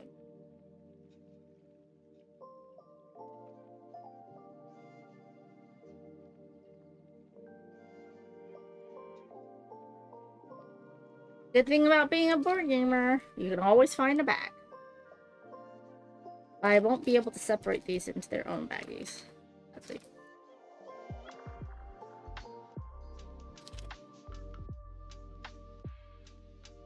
I think I can put them here. It's dangerous, but I think it will work. Okay. And then I gotta punch these out. And I have one more game. I don't think I'll punch it. I'll just show y'all. It's one that I got from Kickstarter. I backed it. They're very kind enough to let me late finish my pledge, even though I had to pay a little bit more. That's totally fine. This is hard to punch out.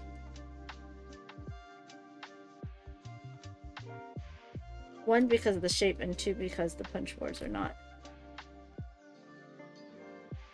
as easy to punch. So there is that. Whew. After this, I feel like I need a shower. And then eat dinner. And then I have to dig out some other games because, well, tomorrow I'll be playing Whisper with Solo with one of the developers, and I think he's the designer of the solo version. That is Luke Laurie, who also did Andromeda's Edge, which is also published by Cardboard Alchemy. So people forget that they did Andromeda's Edge, which they did, and now they're doing another big one, which is another bag builder. What? So yeah, I got to play a prototype of it, and it was very fun. So I'm excited for the Kickstarter.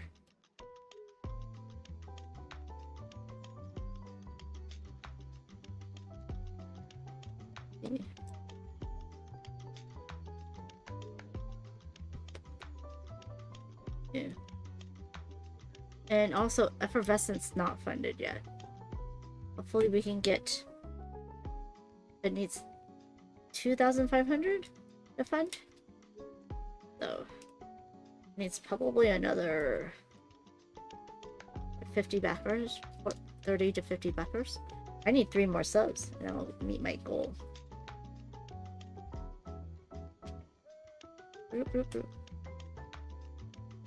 I feel like this is elevator music. Does this sound like elevator music? Like, I'm like... Or I should be in... like, by a pool in a resort. So these are little ones, and these are 3s. Oh my gosh. If they made deluxe little tokens of these, so cute. So cute.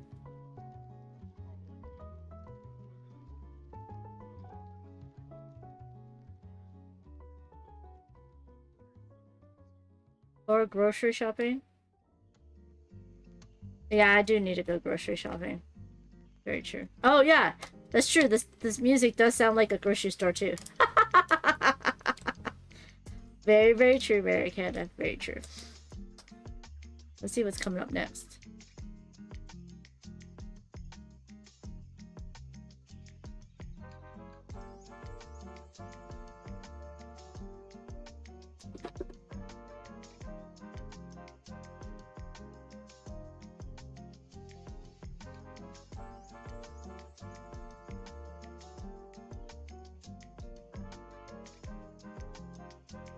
This might be one of those games where I ditched the insert to make organizing a little bit easier for me.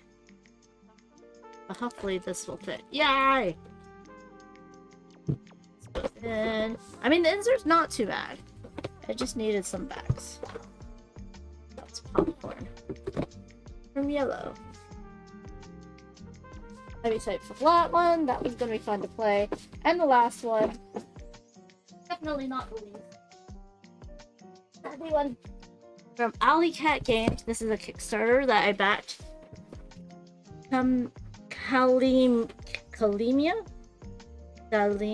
No, it's a C, right? Kalimia? Cloth Merchants of Kalima? Oh my gosh, I can't say this. Oh no, there's area majority, but it should be fine. Right up my alley. This is part of their advanced line. Oh yeah, they have a tin line, like the bookshelf that I have. This is Alley Cat Games. They have a party line, they have essentials line, and an advanced line. Really cool. Does it have that on here? No. But this is their tin line. That's cool. So the essentials, no, the advanced line, most of the time for Alley Cat Games is going to be Kickstarter. And then it will not be at retail.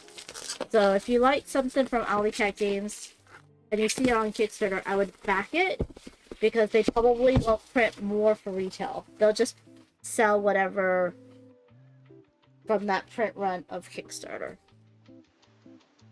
So the game of theirs that I bought was Ada's Dream.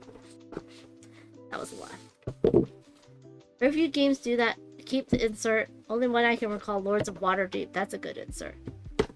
Kalimala.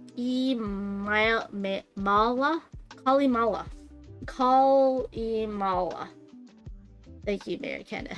I need the help. Ooh. Some gilding. Very nice. Very pretty. Rulebook the size of the box. They do have some replacement parts that they sent along.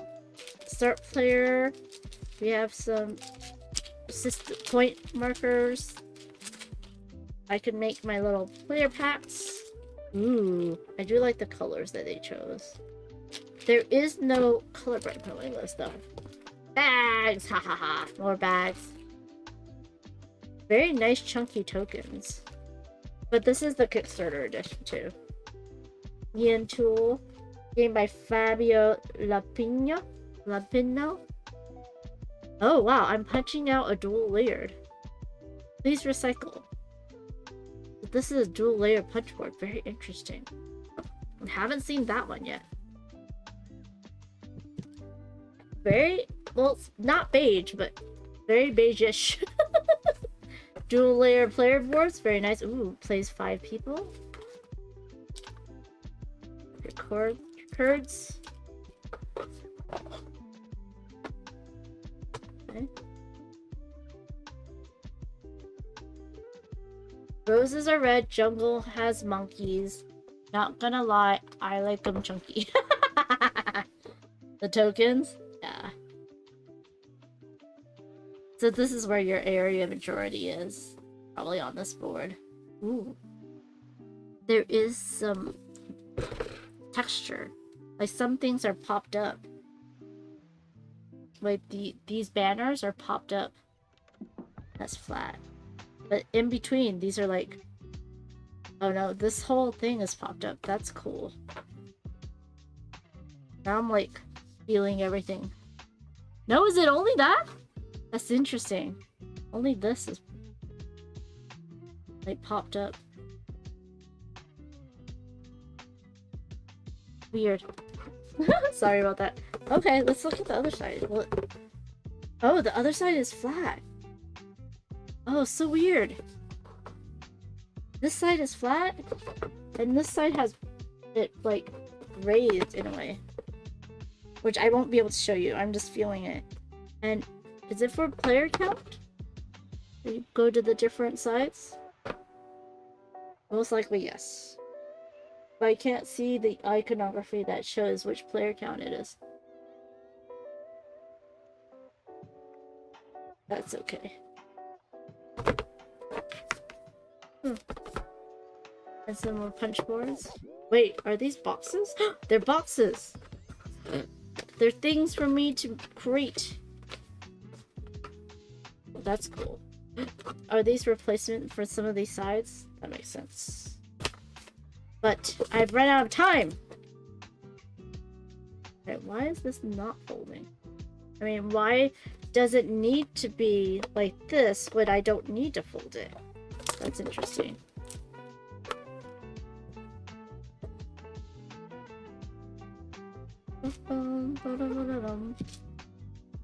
Cards. Oh, you have player abilities.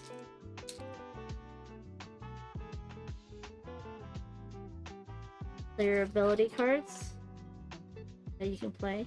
Medici, Hazi, Peruzzi, Ulsi, Scally, Beanie. Are these all 5 letters or worse? Or less? No, Medici is 6. Never mind.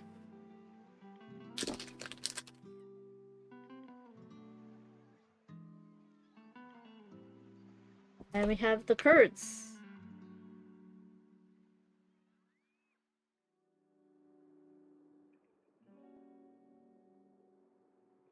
Player aids. Very nice. Very nice. Kurds. It looks like you get abilities, like you get things or place them. Oh, those are gain. This is place. Iconography. Universal iconography. You get to place times the number of those that you have. Interesting. Oh, now these, I think you... Whoever has the most? Maybe? These are different. Let's open one of these up and make a bag for the Kurds. The chunky tiles are very nice, actually.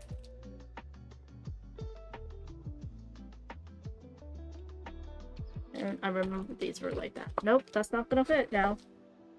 Don't know how I did that. They're just not gonna fit. Okay. Chunky tiles! Look how chunky that is. That's chunky. And they're screen printed on both sides, which is nice. Actually, I should open it up and see. Yep, screen printed on both sides. And the fan that's blowing air onto me is warm. Warm air. Not good. Are these for the player colors? These are for... Well, there's 1, 2, 3, 4, 5, 6. Never mind. They're not for player colors. Maybe they are. And then you have the white one, which is different.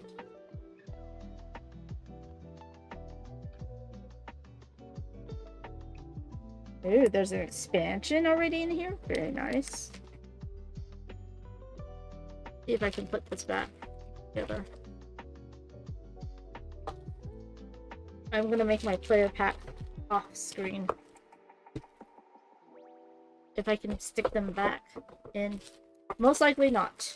It looks like the answer is no. But that's okay. I'll fix it off screen. Yay! My Kickstarter came in. Okay. Well, that's all I had for you today for this stream. For the next stream, I will be joined by Luke Laurie for a solo playthrough of Whisperwood. But if you had any questions about the Kickstarter, then you can ask him that as well, because the Kickstarter is going to go for another week. So yeah, it's your time to ask your questions before you decide if you want to back it or not. And I have to say, it's a fun game. It's a very fun game for those who like strategy bag building games. Just saying. Then on Friday, Phantom and Dave Luza, happy birthday Dave again, is joining me for Codenames Critical Role Adventures. I think I'm going to use different cards than what's in the box, and I might start them with some abilities on their adventurers, which will be fun. So come check that out. And then on Sunday, it's a solo Sunday, I'll be playing Oasis from the Op. And I'm excited to check out how that plays, because it also looks like a pretty game. So yeah. Let's see who we're going to raid into for the Twitch viewers. Share the love. Timey already left. Let's see. Heavy Cardboard's doing Age of Steam Pittsburgh, 3-player. We have Tabletop Gaming doing D&D, Pirate Venture. Cardboard Coast doing BGA, playing Agricola. Blue is playing Inventors of the South Tigris, playthrough and review. And I think that's all it for the board game world. Let me know if you want me to go into any specific person. Mozzarella is playing D&D and having a subathon as well, which we could also go and join and and support them, which might be fun.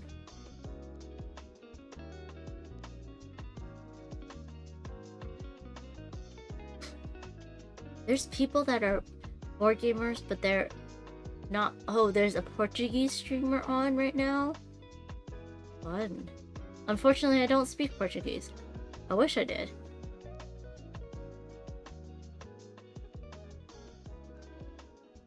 There's another one that I don't know that's playing White Castle.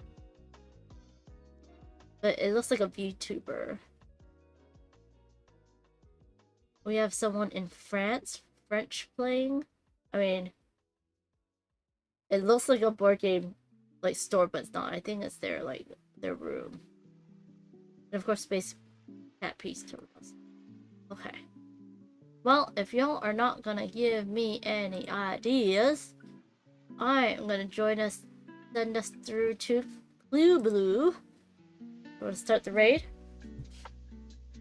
Hopefully you all can enjoy the rest of your week. Join me back on Banz's channel in an hour. Wait, no. Is she going on right now? No, soon. Can I talk? Hold on. I'm gonna cancel the raid. I think she starts in about 8 to 10 minutes. I think we can stall. Let's stall a raid into Banz.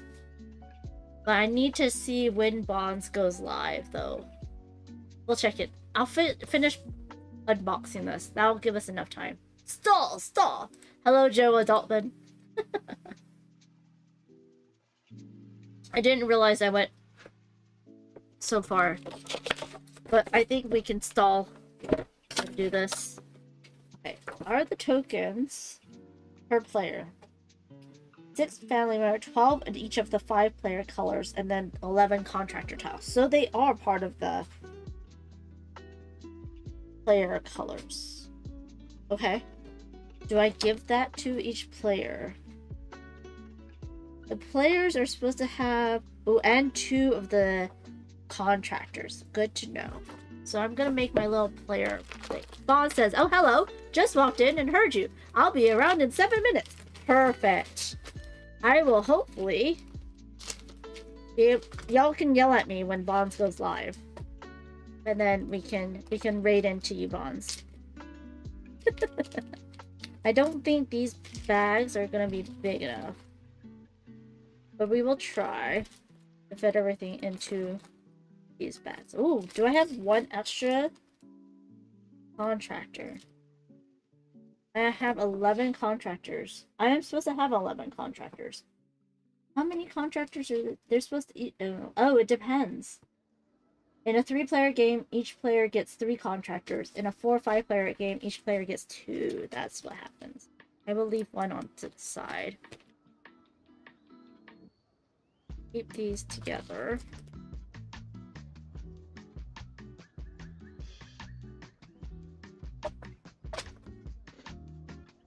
I think I'll put the buildings in with the cubes.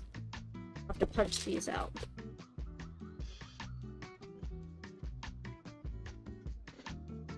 I can put these also in there. Subumonas! How many people want to vote? Do we think Banz will be on time exactly at 5:30? I mean, she might be live, but she won't be, like, her face. Right? We love your face, Banz! And it's a video game. Right? Okay.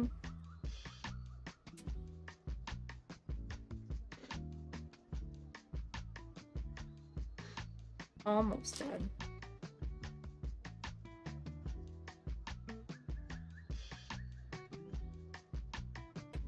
Okay, Joe Adultman says 7:32. Anyone thinks it's gonna be earlier or later? I wonder if I should be, like, watching. I don't think it'll hurt my stream quality if I'm watching her stream, right? Hopefully. We'll see. Banz and it, huh? Banz and it.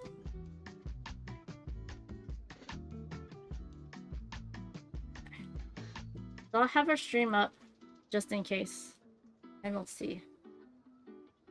I don't think I'll be number 1 though, because I have to do all of the things. So we'll try though. We'll try. I didn't put all the cards together. The cards. Ooh, we do have more tokens that need to be put away. We have the start player marker, which is very big and chunky, very pretty. Big and chunky. Let's put them in here. I feel like she's gonna go live at 7:32, but her face won't be seen until 7:38 is what I'm gonna guess. Or 35.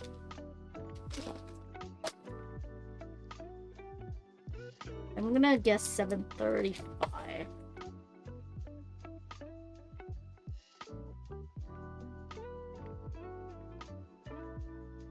Okay, so those are all done.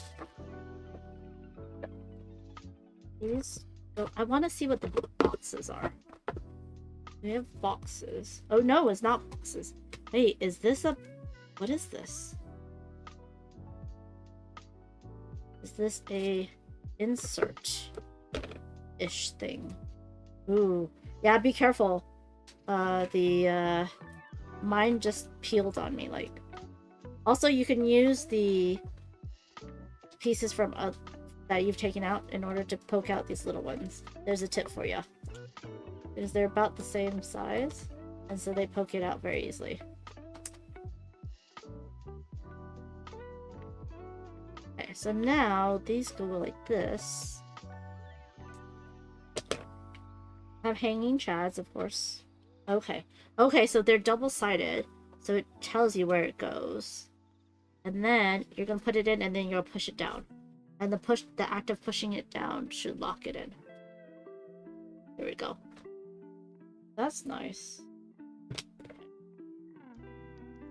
So let's see if this is a green end or a green blue. Nope, it's a green blue. Oh, maybe I don't want to lock it in. Maybe I want to lock this side in. Put these in first. Okay, gray, yellow. I mean, purple, yellow. What was the one that was fixing the thing? Where did I put that? Here it is. Okay. That looks like it's a piece that I'm supposed to be using right now.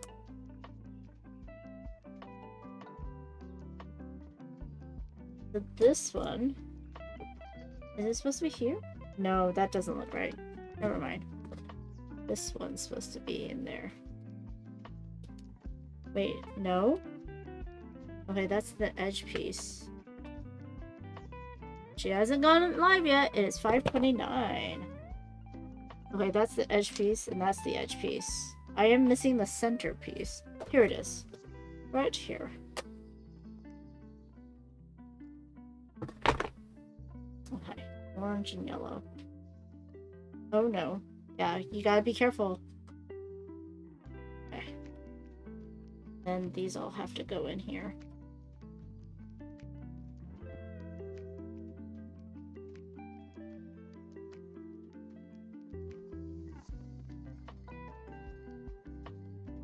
Push, push, push. Oh no, are you not pushing in? Okay, there we go. And this can go on the outside. There we go. Okay. He's not on yet. It's 5:30. Let's see if Joe's correct.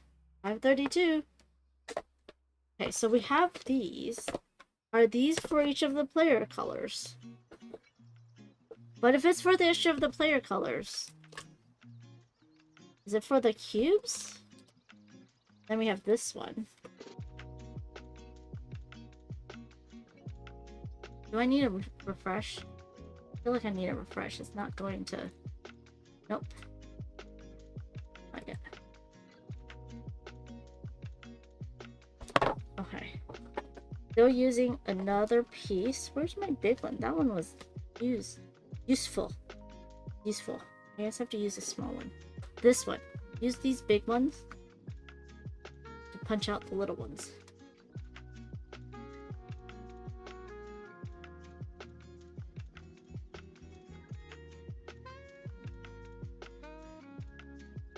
Oh, there she goes. It's 5:31. Ah. Pixar up here.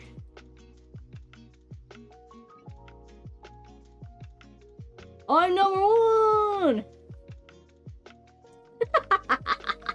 First.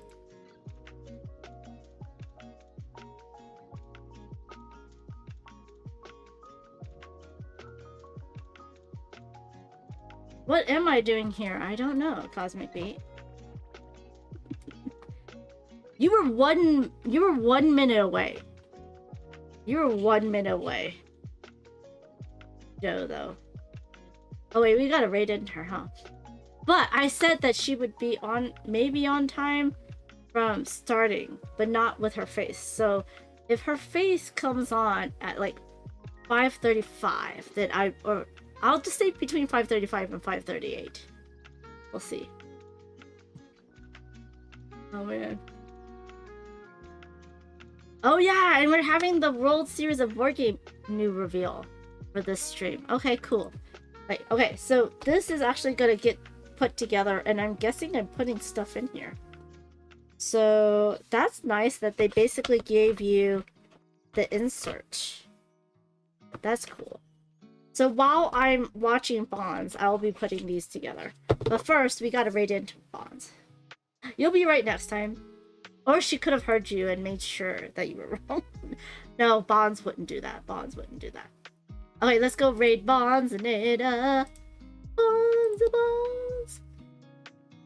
Okay, there we go. Start raid. You have the raid commands. Please use them. Show her a lot of love. She's an amazing human being. We love Banz. Very, very hardworking as well. I will see you on Thursday at noon Pacific with Luke Lori to check out Whisperwood.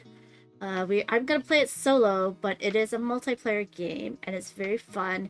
Bag building, a little bit of area control, a little Euro-y, and really pretty too. So a little asymmetrical powers. Please go check it out and check out the Kickstarter. And check out the Kickstarter for Effervescent and Flock of Flamingos. All the Kickstarters, y'all. Okay, everybody, stay cool, stay safe, stay hydrated, and love one another. Be like Dolly and be the person that other people look up to because she's amazing. R.I.P. Also, happy birthday to Dave, Stella, and Sweet and Low. Okay, everybody, bye.